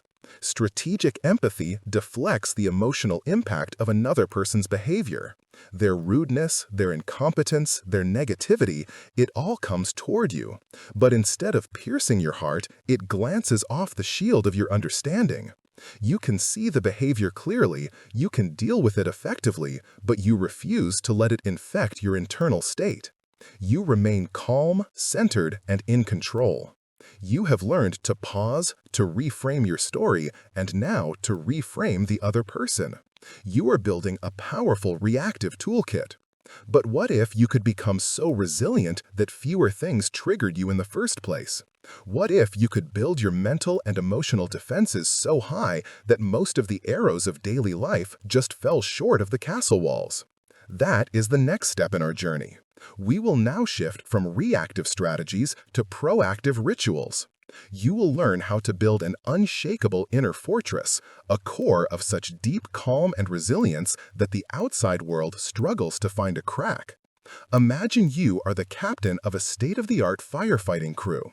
You are equipped with the most advanced tools and techniques in the world. You have learned how to create a fire break with a sacred pause. You know how to analyze the fire's fuel source by deconstructing your stories.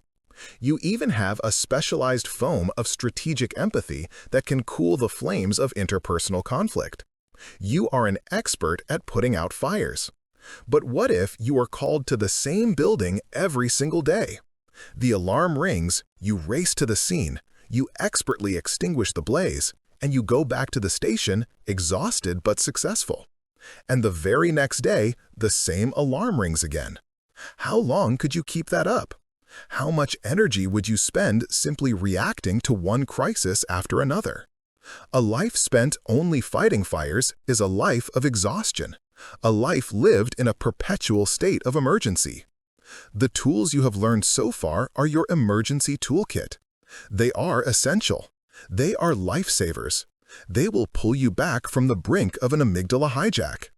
But relying on them alone is like being that firefighter.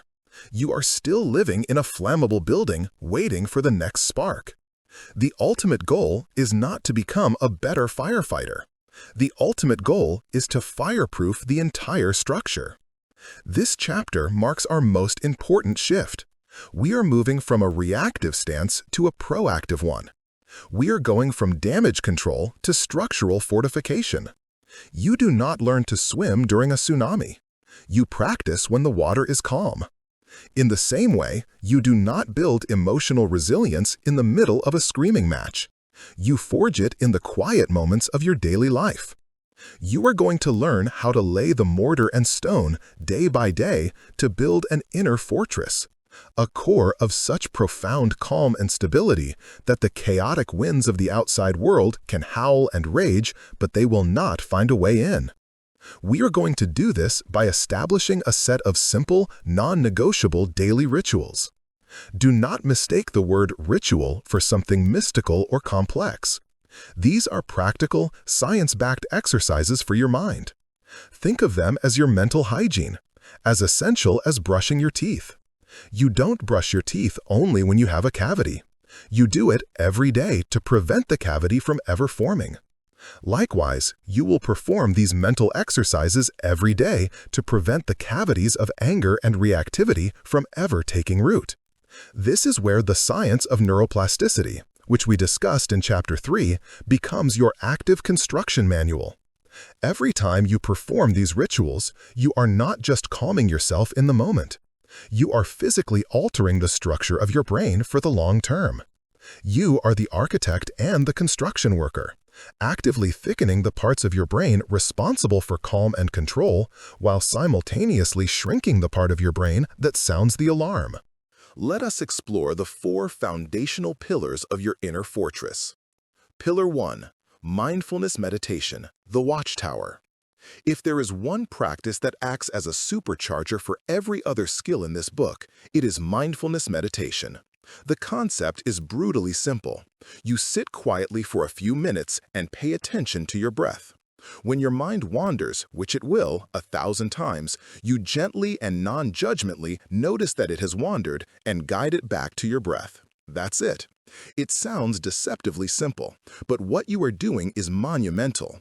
You are performing reps of emotional regulation. Every time you notice your mind has drifted to a worry, a memory, or an itch, and you gently guide it back, you are strengthening a specific mental muscle. You are building your attentional control center in the prefrontal cortex. Think of it this way. For years, your attention has been like an untrained puppy, chasing every car, thought that drives by. Meditation is the practice of training that puppy to sit calmly by your side, to watch the cars go by without chasing them. The neuroscience of the watchtower. This is not wishful thinking. It is documented biology. Neuroscientists using fMRI scans have discovered that a consistent meditation practice creates stunning physical changes in the brain. It thickens your CEO.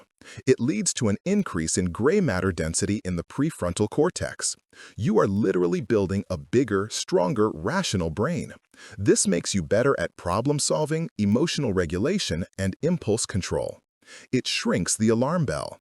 Studies have shown that mindfulness practice can lead to a decrease in the gray matter volume of the amygdala.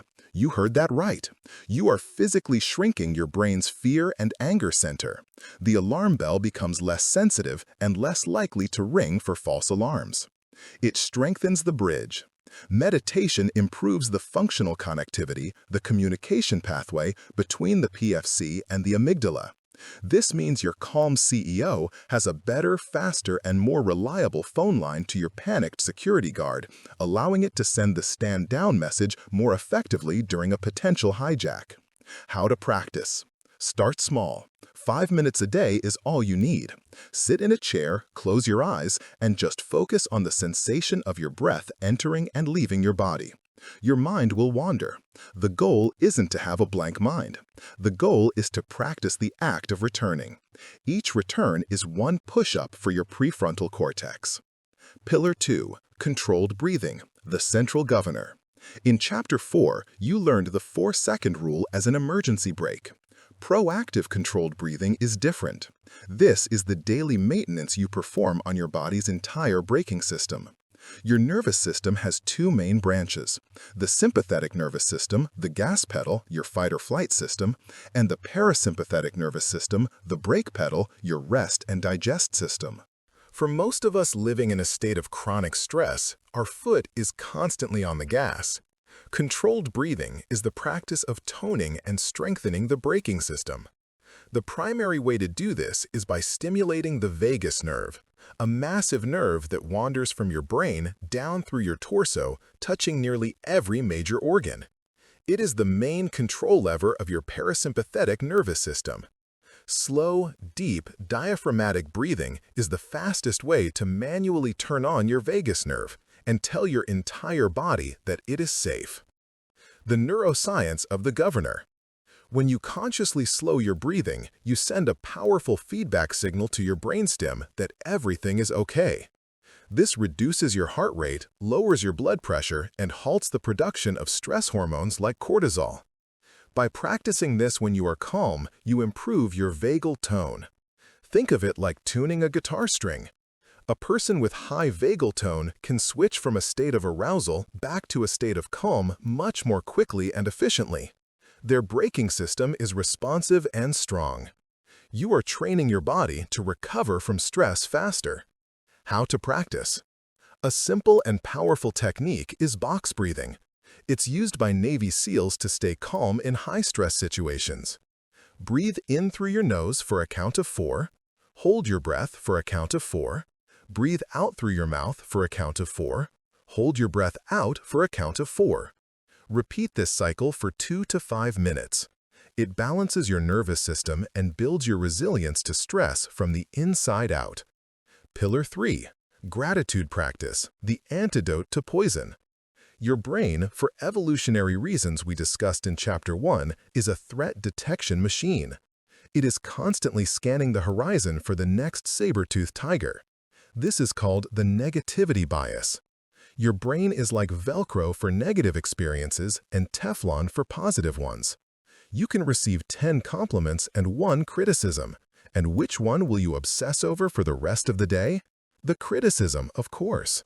If left unchecked, this bias wires your brain to see the world as a hostile, frustrating, and annoying place. A gratitude practice is the direct neurochemical antidote to this poison. It is a conscious act of rewiring your brain to scan for the good. The neuroscience of gratitude.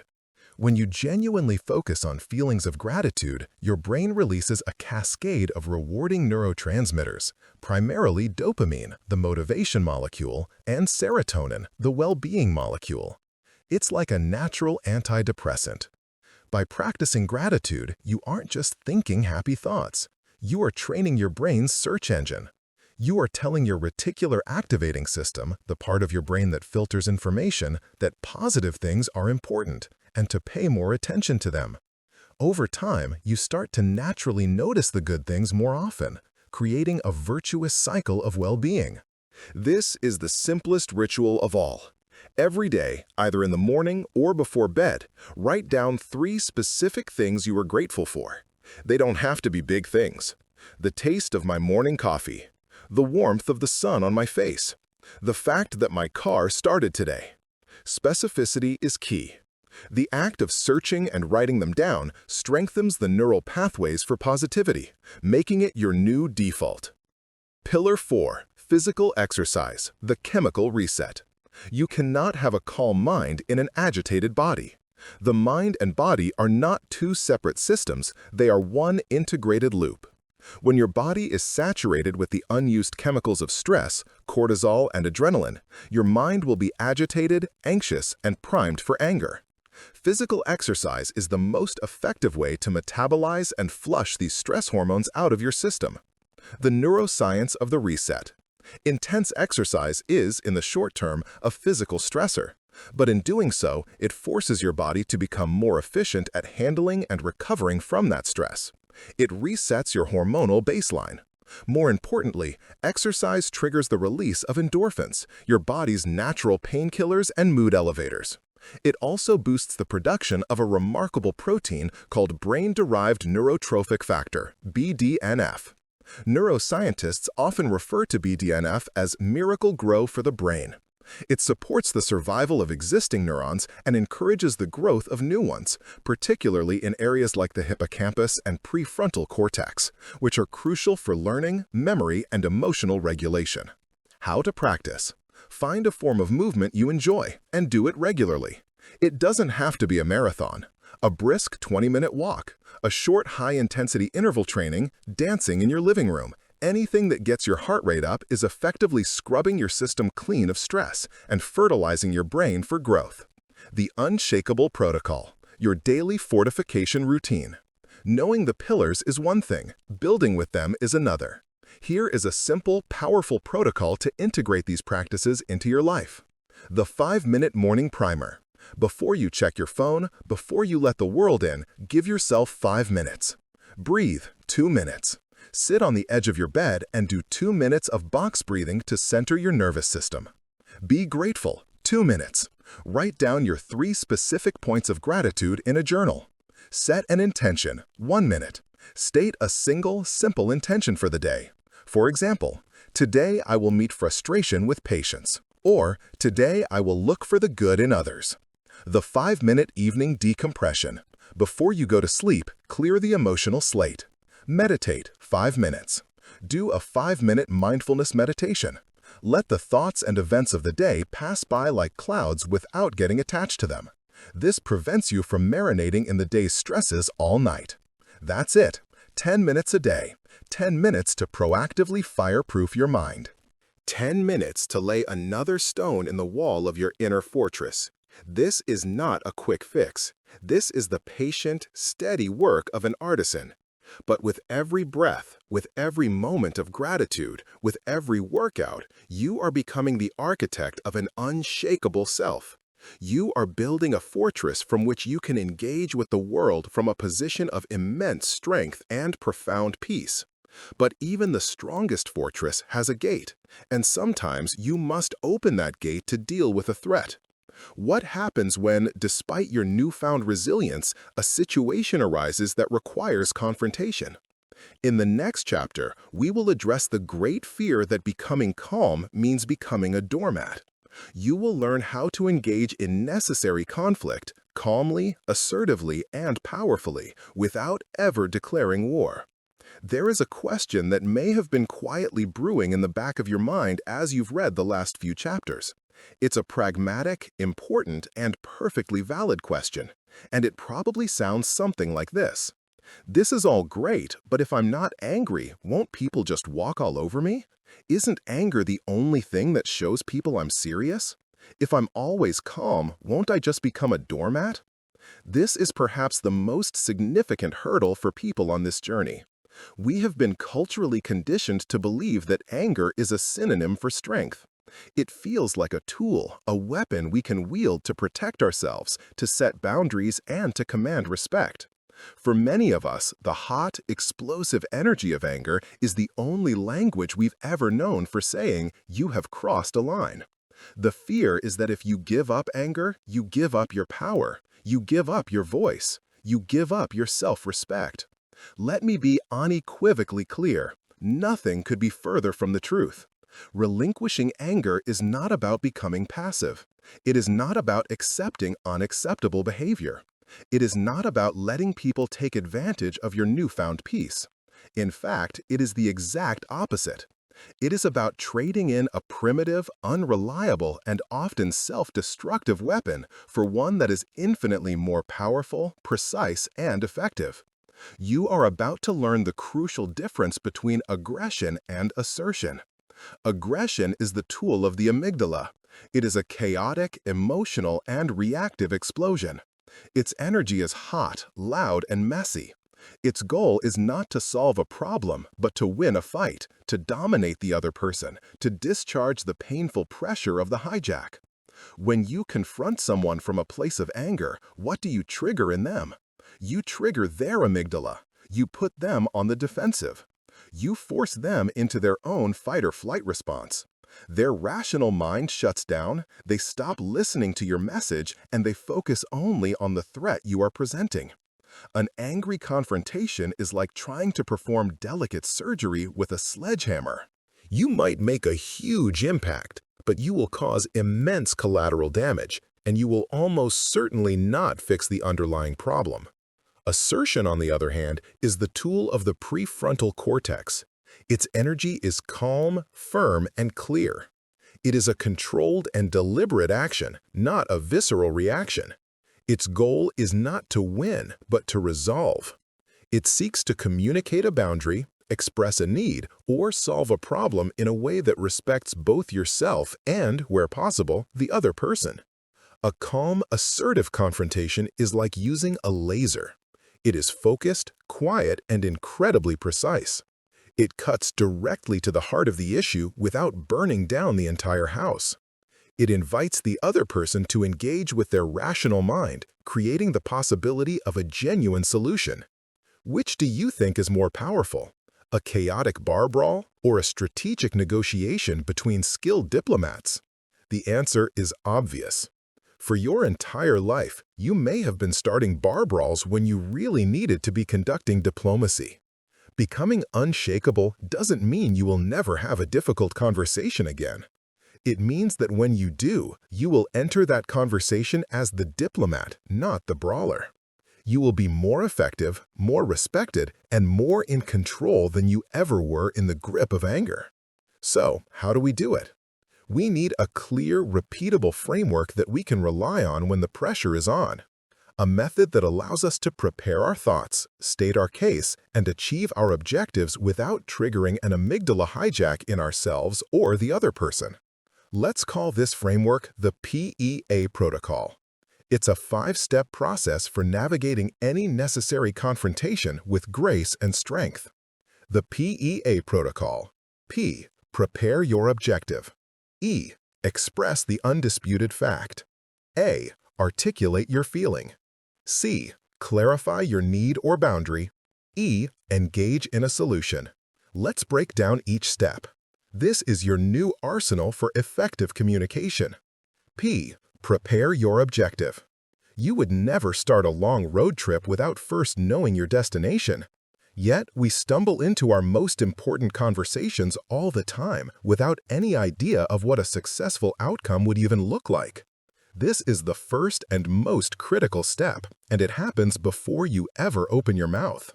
Before you initiate a confrontation, you must sit down with yourself and ask the question, what is the single, specific, and positive outcome I want to achieve from this conversation? The key here is specificity and positivity. Bad objective. I want to tell my coworker how annoying he is. This is about venting, not solving. Good objective.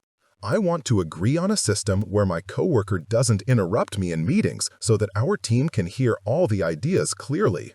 Bad objective. I want to make my partner feel bad for being so messy. This is about punishment, not progress. Good objective. I want to establish a simple, fair, and repeatable plan for keeping our kitchen clean that we both agree on. Preparing your objective forces you to operate from your prefrontal cortex. It moves you from a mindset of complaint to a mindset of problem-solving. It defines your win condition. Going into a conflict without a clear objective is like setting sail in a storm without a rudder. You will be tossed around by the waves of emotion and end up nowhere. E. Express the undisputed fact. The conversation begins here. Your opening statement is critical because it will either invite a rational discussion or trigger a defensive war. The fastest way to trigger a person's defensiveness is to lead with judgment, accusation, or exaggeration, like always and never. The way to avoid this is to start with a simple, observable, and completely undeniable fact. You are simply stating what a security camera would have recorded, as we learned in Chapter 5. Judgmental opening. You're always so rude in meetings. This is a story, and it is debatable. The immediate response will be, no, I'm not. Factual opening. In the meeting this morning, when I was sharing the quarterly data, I was interrupted. This is a fact. It is not debatable. It provides a specific, neutral foundation for the conversation. Accusatory opening. This kitchen is a disaster. You never clean up after yourself. Factual opening. I noticed that the pots and pans from last night's dinner are still on the counter this morning. Starting with the fact is disarming. You are not attacking their character. You are pointing to a specific, shared data point. This keeps their prefrontal cortex online and makes them more receptive to what comes next. A. Articulate your feeling. This is where you share your emotional experience, but you do so in a way that is irrefutable. Use the powerful construction, I feel. When you say, I feel frustrated, you are stating a truth about your own internal world. No one can logically argue with it. It is your data. They cannot say, no, you don't. Conversely, when you say, you are frustrating, you are making a judgment about them. You are turning your feeling into an accusation, which will immediately be met with resistance. Accusation. You're being disrespectful. Ownership. I feel disrespected when I'm interrupted. Accusation. It's so inconsiderate of you. Ownership. I feel stressed and overwhelmed when I come into a messy kitchen in the morning. Owning your feeling with an I feel statement is an act of radical responsibility. It is vulnerable, yes, but it is also incredibly powerful. It allows you to express the emotional impact of the other person's behavior without making them the villain of your story. It invites empathy rather than escalating conflict. C. Clarify your need or boundary. This is the assertive core of the conversation. You have laid the factual and emotional groundwork. Now, you must clearly and simply state what you need or what the boundary is moving forward. The request should be positive, specific, and actionable. Vague complaint. I just need you to be more respectful. What does that actually mean? It's not actionable. Clear need. I need to be able to finish my thought before others jump in. Vague complaint. I need you to pull your weight around here. Clear boundary. My boundary is that I need our shared spaces to be tidied up before we go to bed. I need your help to make that happen. This is not a demand made from anger. Because you have laid the groundwork with facts and feelings, it is presented as a reasonable solution to the problem. It is a firm but calm statement of what is required for things to work better. E. Engage in a solution. A confrontation is not a monologue. The final step is to turn the conversation from a statement into a dialogue. You do this by opening the door for collaboration. You have stated the facts, your feelings, and your needs. Now you invite them to help you build the solution. You can end with a simple, open-ended question like, "What are your thoughts on that? Can we agree to that moving forward? How can we work together to make sure this happens?" This final step is profoundly respectful. It communicates that you value their input and want to find a path forward that works for both of you. It transforms you from adversaries into partners in problem solving. The PEAC protocol in action. Let's see it all come together. Scenario: a coworker, Jane, has taken credit for your work in an email to your boss. Amygdala-driven response: storming over to Jane's desk and saying, "I can't believe you did that. You're a backstabbing snake. You stole my work." This is a bar brawl. PEC protocol response. P. Prepare. My objective is to have my boss understand my contribution and to create an agreement with Jane about how we communicate team successes in the future. You ask Jane for a private chat. E. Express the fact. "Hi, Jane. In the email you sent to our boss this morning about the Alpha project, my analysis was included, but my name wasn't mentioned." A. Articulate your feeling. "I have to be honest, I feel hurt and confused by that because I spent a lot of time on that analysis." C. Clarify your need. "It's really important to me that my contributions are acknowledged. Going forward, I need us to be clear about who did what work when we communicate with leadership." E. Engage in a solution. "First, I'm going to send a clarifying note to our boss. But for future projects, how can we make sure we are presenting our joint work as a team? Do you feel the difference?" Which approach is more likely to get you what you want and preserve a professional relationship? The first is a momentary, satisfying explosion that creates a long-term enemy. The second is a calm, strategic act of self-respect that solves the problem. This is not weakness. This is mastery. This is the ultimate expression of power.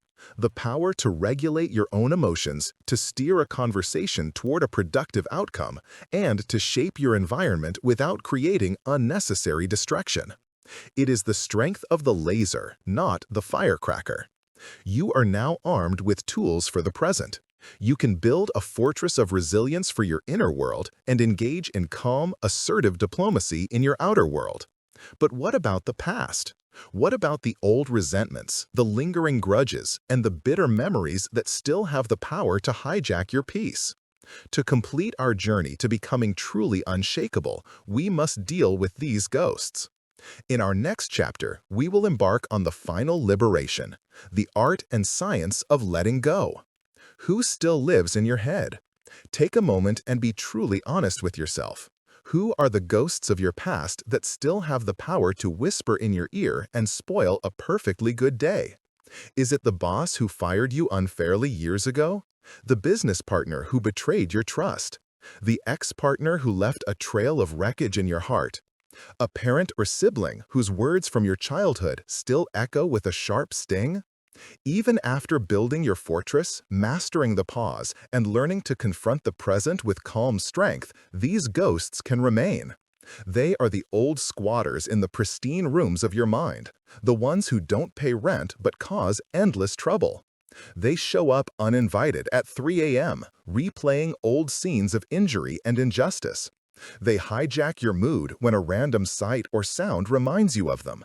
You may have moved on in every practical sense, but emotionally, you are still tethered to them by a chain of resentment. You may believe that holding on to this anger, this grudge, is a way of holding them accountable. You might feel that your resentment is a weapon you are aiming at them, a righteous fire that keeps the memory of their wrongdoing alive. You believe that to forgive them would be to let them off the hook, to say that what they did was okay. So you hold on, stoking the flames, convinced that this is an act of power, a way of protecting yourself. This is the final and most tragic deception of the reactive mind. The belief that your resentment is hurting the person who wronged you is a profound illusion. Let me tell you a truth that will form the basis of your ultimate freedom. Holding on to anger is like drinking poison and expecting the other person to die. The chain of resentment does not bind them, it binds you. They are likely out in the world, living their life, not thinking about you at all, while you remain chained to the memory of their crime, forced to drag their ghost with you everywhere you go. The prison of resentment has only one inmate, you. The biological cost of a grudge. This is not just a poetic metaphor. It is a statement of cold, hard biological fact. When you hold a grudge, you are subjecting your body to a slow, steady, and relentless chemical assault. Remember the amygdala hijack? The flood of cortisol and adrenaline that prepares you to fight a saber-toothed tiger. When you consciously choose to replay a painful memory, when you ruminate on how you were wronged, when you relitigate the old argument in your mind, when you fantasize about what you should have said, you are triggering a low-grade version of that same hijack. You are telling your ancient brain over and over again, the threat is still here. We are not safe. Your brain, in its faithful obedience, responds by maintaining a low level of fight or flight. It commands your adrenal glands to produce a slow, steady drip of cortisol. You are not getting the massive flood that comes with a sudden rage, but something far more insidious, a chronic marination in the body's primary stress hormone. What does this endless cortisol drip do to your body? It cripples your immune system. Cortisol is an immunosuppressant. It's designed to reduce inflammation in the short term for survival, but when it's chronically elevated, it leaves you vulnerable to everything from the common cold to more serious illnesses. That feeling of being perpetually run down could be the physical price of your resentment. It promotes inflammation. While cortisol's initial effect is anti-inflammatory, its chronic presence leads to cortisol resistance, which in turn allows systemic inflammation to run rampant. Scientists now recognize that chronic inflammation is a key contributing factor in a vast range of modern diseases, including heart disease, arthritis, and even certain cancers. Your grudge is literally creating a state of disease in your body. It damages your brain. Chronic cortisol is toxic to your brain cells, particularly in the hippocampus, critical for memory and learning, and the prefrontal cortex, your rational CEO. Holding on to past anger makes it physically harder for you to think clearly, regulate your emotions, and solve problems in the present. It erodes the very tool you need to stay calm. It disrupts your sleep and health. It raises your blood pressure, disrupts your sleep cycles, preventing deep restorative rest, and encourages your body to store visceral fat around your abdomen. Your grudge is not an abstract emotional concept. It is a concrete physiological state. It is a choice you make every day to subject your body to a toxic environment. You are swallowing a small dose of poison with every resentful thought, all while the person you are angry at sleeps soundly, completely unaffected. Is this power? Is this justice? Or is it the ultimate act of self-sabotage? The true nature of forgiveness. To break free, you must completely dismantle and rebuild your understanding of forgiveness. You must rip out the old, disempowering definition and install a new one that is designed not for them, but for you. Let's be clear about what forgiveness is not. It is not condoning. It is not saying what you did was okay. What they did was likely not okay. You can forgive the person without ever excusing the act. It is not reconciliation. It does not mean you have to let them back into your life, have coffee with them, or become their friend. You can forgive someone completely and still choose to never see or speak to them again. Forgiveness is an internal process. Reconciliation is an external one. It is not forgetting. The phrase forgive and forget is misleading. The goal is not to induce amnesia. The goal is to remember the event without the searing emotional charge. To remember it as a scar, which tells a story of a wound that has healed rather than an open wound that still bleeds. It is not for them. This is the most important distinction. You are not giving them a gift. You are not letting them off the hook. They may never know you've forgiven them, and it doesn't matter. Here is what forgiveness truly is. It is an act of radical self-liberation. It is the decision to stop allowing someone else's past actions to control your present emotions. It is the moment you take the scissors and cut the energetic cord that has bound you to them. It is the act of evicting the non-paying squatter from your mind and reclaiming that valuable real estate for your own peace and happiness. It is a declaration of your own sovereignty. A statement that says, I am no longer willing to poison myself for your mistakes. It is, in the end, the ultimate gift of peace, health, and freedom to yourself. When you see forgiveness through this lens, it ceases to be an act of weakness and becomes the ultimate act of strength. It is taking back your power. A practical path to letting go. Knowing this intellectually is one thing. Doing it is another. Forgiveness is a process, and it often requires a conscious ritual to make it real. Here is a simple, powerful 4-step exercise you can do to facilitate this release. Find a quiet time when you will not be disturbed.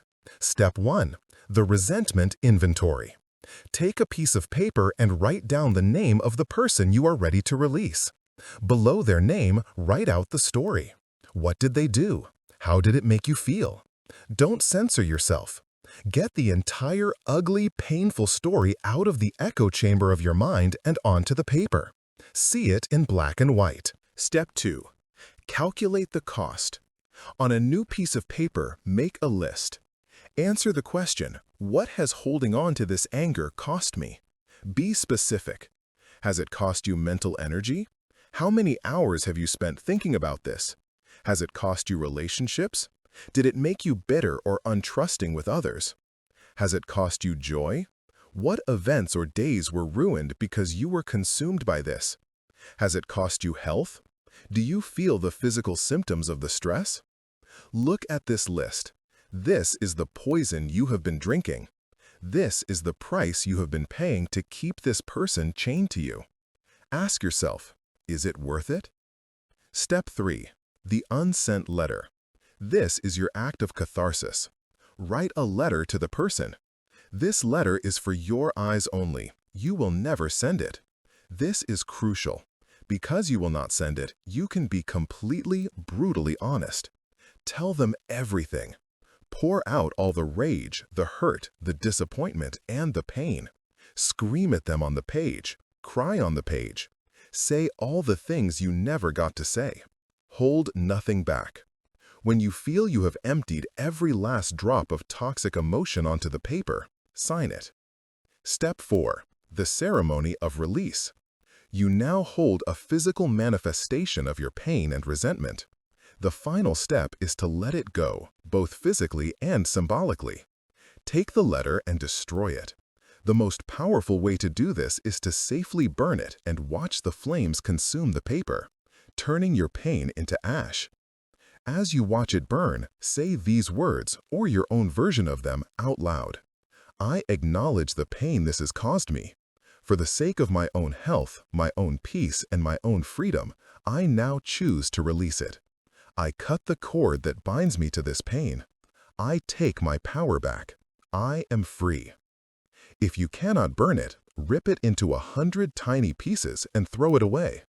The physical act of destruction is a powerful signal to your subconscious mind that you are letting go. You may not feel a sudden miraculous lightness. That's okay. Forgiveness is not a feeling you wait for. It is a decision you make. You have made the decision. You have performed the ritual. Now, when the old thoughts come back to haunt you, as they might, you can gently say to them, "No, I have already dealt with you. I have released you. You have no more power here." And then you bring your attention back to the present moment. This is the final act of clearing your inner house. You have built your fortress, you have learned to guard the gate, and now you have swept out the ghosts. You are no longer a prisoner of the past or a hostage to the present. You are ready to live in your new reality. In our final chapter, we will bring everything together. We will not talk about tools or techniques, but about identity. You will learn how to integrate these practices so deeply that they cease to be things you do and become part of who you are, a calm, resilient, and truly unshakable person, living a life of profound and unshakable peace. We have traveled a great distance together. We journeyed deep into the ancient architecture of your brain, stood face to face with its panicked guards, and mapped its oldest, most reactive superhighways. We exposed the great deceptions that kept you powerless, the lies that others could make you angry, and that your reactions were fixed for life. We discovered the miracle of neuroplasticity, the biological proof that you are the architect of your own mind. You have been given the tools. You have the master key of the sacred pause. You have the blueprints for reframing any story, the shield of strategic empathy to protect your peace, and the protocol for calm, powerful confrontation. You have learned how to build a fortress of resilience with daily rituals, and how to clear out the ghosts of past resentments through the liberating power of forgiveness. You now possess the complete toolkit for a life free from the tyranny of anger and annoyance. But the question you may be asking now is the most important one of all. What now? Is this the end of the journey? Have you crossed a finish line, collected your diploma in emotional mastery, and can now expect to live in a state of perpetual bliss? The answer is no. This is not the end of the journey. This is the beginning of a new one. You have not arrived at a final destination. You have been given a new map, a new compass, and a new way of navigating the entire landscape of your life. The goal was never to reach a mythical place called Never Angry Land, where the sun is always shining and the seas are always calm. The goal was to become a new kind of sailor, one who has mastered the art of navigating their own ship with such skill, calm, and confidence that they can handle any storm the ocean throws at them. The storms will still come. The true victory is that they no longer have the power to sink you. From doing to being, the final shift in identity. Up to this point, you have been learning things to do. You have been practicing techniques. This is the necessary first stage of any profound change. Think of it like learning a new language. At first, it's clunky and mechanical. You have to consciously translate every word in your head. You have to think about grammar rules and sentence structure. It requires immense effort. But what happens after months and years of consistent practice? You stop translating. You start thinking in the new language. It becomes automatic. It becomes part of how you perceive and interact with the world. It becomes part of you. This is the final and most crucial step in your transformation. You must move from doing calm to being calm. You must stop seeing yourself as an angry person who is trying to use techniques to be less angry. That identity is a constant struggle. It implies that your natural state is anger and that calm is an effortful exception. You must consciously shed that old skin and step into your new identity. Who are you now? You are a person who is calm and resilient. You are a person who is thoughtful in their responses. You are a person who values their inner peace above the need to be right. You are a person who chooses their response to life's events. This is not a lie. This is the new truth you have been building. One pause, one reframe, one conscious breath at a time. Every time you have successfully used a tool from this book, you have cast a vote for this new identity. Now it is time to claim the result of that election. You are this person now. So when a trigger occurs, instead of thinking, "What was the technique I'm supposed to use?" your new internal dialogue will simply be, "How does a calm and resilient person handle this?" The answer will flow from your new identity, not from a memorized manual. This shift from seeing these skills as a foreign technique to an integrated part of your character is the key to making them permanent.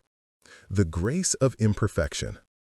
As you begin to live in this new identity, you will have a day where you slip. An old trigger will catch you when you are tired, hungry, or stressed, and you will get hijacked. You will snap. You will raise your voice. You will feel that old familiar fire of rage. In the past, you would have seen this as a failure. You would have used it as evidence for the story that "I'll never change," and you would have berated yourself for it. This self-criticism is the fastest way to abandon the journey. From now on, you will see these moments not as failures, but as data. That's all they are. A slip-up is simply a precious opportunity for learning. When it happens, your new calm identity will allow you to step back and ask, with genuine curiosity instead of judgment, "Interesting, what were the conditions that led to that hijack? Was I physically depleted? Did I not sleep well? What was the specific story my mind created? Which tool did I forget to use, and how can I use it more quickly next time?" There is no shame in a ship taking on a little water during a hurricane. The masterful sailor doesn't scream at the ship. They simply identify the leak and patch it. Be a masterful sailor of your own mind. Treat your slip-ups with this calm, diagnostic grace. Every single one is a lesson that will make you a better navigator tomorrow. The ripple effect, the world you will create. As you settle into this new way of being, you will begin to notice the profound ripple effect your transformation has on every single aspect of your life. This is the ultimate reward for your hard work. Your relationships. Your connections with your partner, your children, and your friends will deepen. When you stop being a source of reactive, chaotic energy, you become a safe harbor for them. You will find yourself listening more and judging less. Arguments that once would have lasted for days will now be resolved in minutes through calm confrontation. You will become the steady, calming presence that everyone in your life can rely on. Your career. At work, your value will skyrocket. While others are panicking and blaming each other during a crisis, you will be the one who remains centered, who can think clearly under pressure, and who can lead others to a rational solution. People are not led by the loudest voice. They are led by the calmest mind.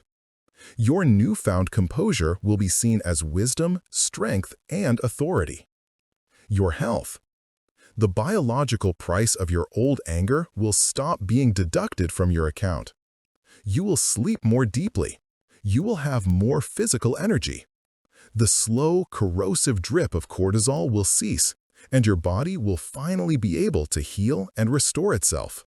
You will not only feel more peaceful in your mind, but you will feel a new sense of vitality in your very cells. Your inner world.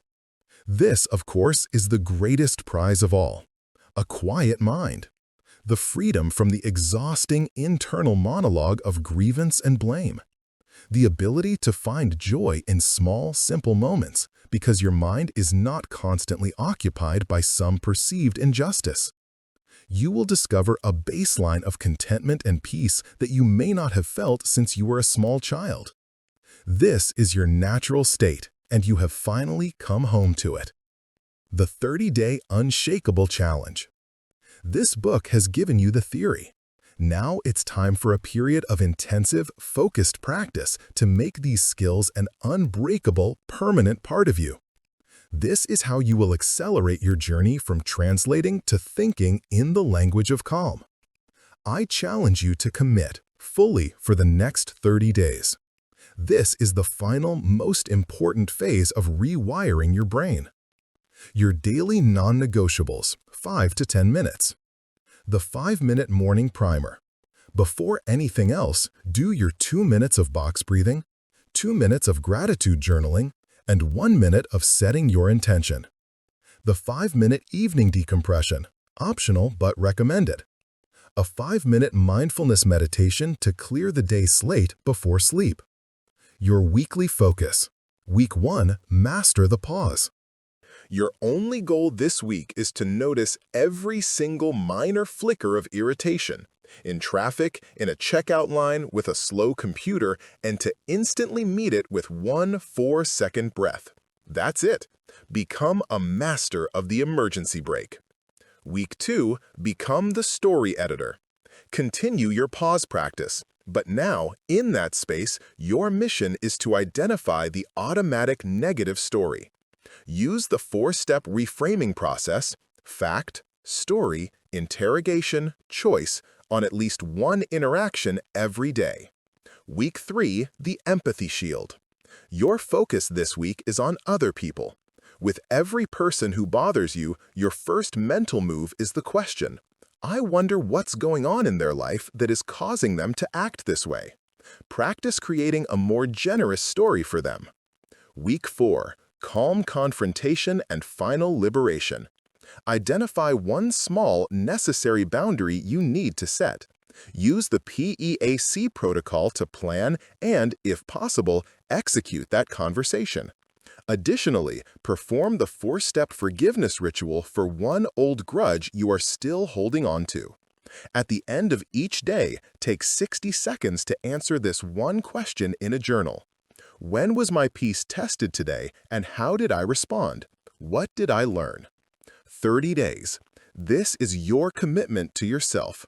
This is the deliberate, focused effort that will take all the knowledge of this book and turn it into your lived, unshakable reality.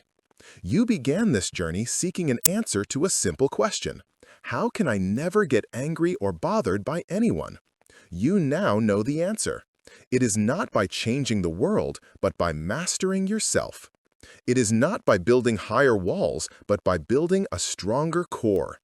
It is not by suppressing your feelings, but by understanding them so deeply that they no longer control you. You are no longer a thermometer, passively reflecting the temperature of the room. You are the thermostat, calmly and consciously setting your own. You are a source of warmth in a cold world, a beacon of calm in a chaotic one. The journey ahead is a lifelong practice, but it is a practice of joy, of freedom, and of profound peace. Walk it with patience, walk it with grace, and know that with every conscious breath, you are living the answer. You are the unshakable you.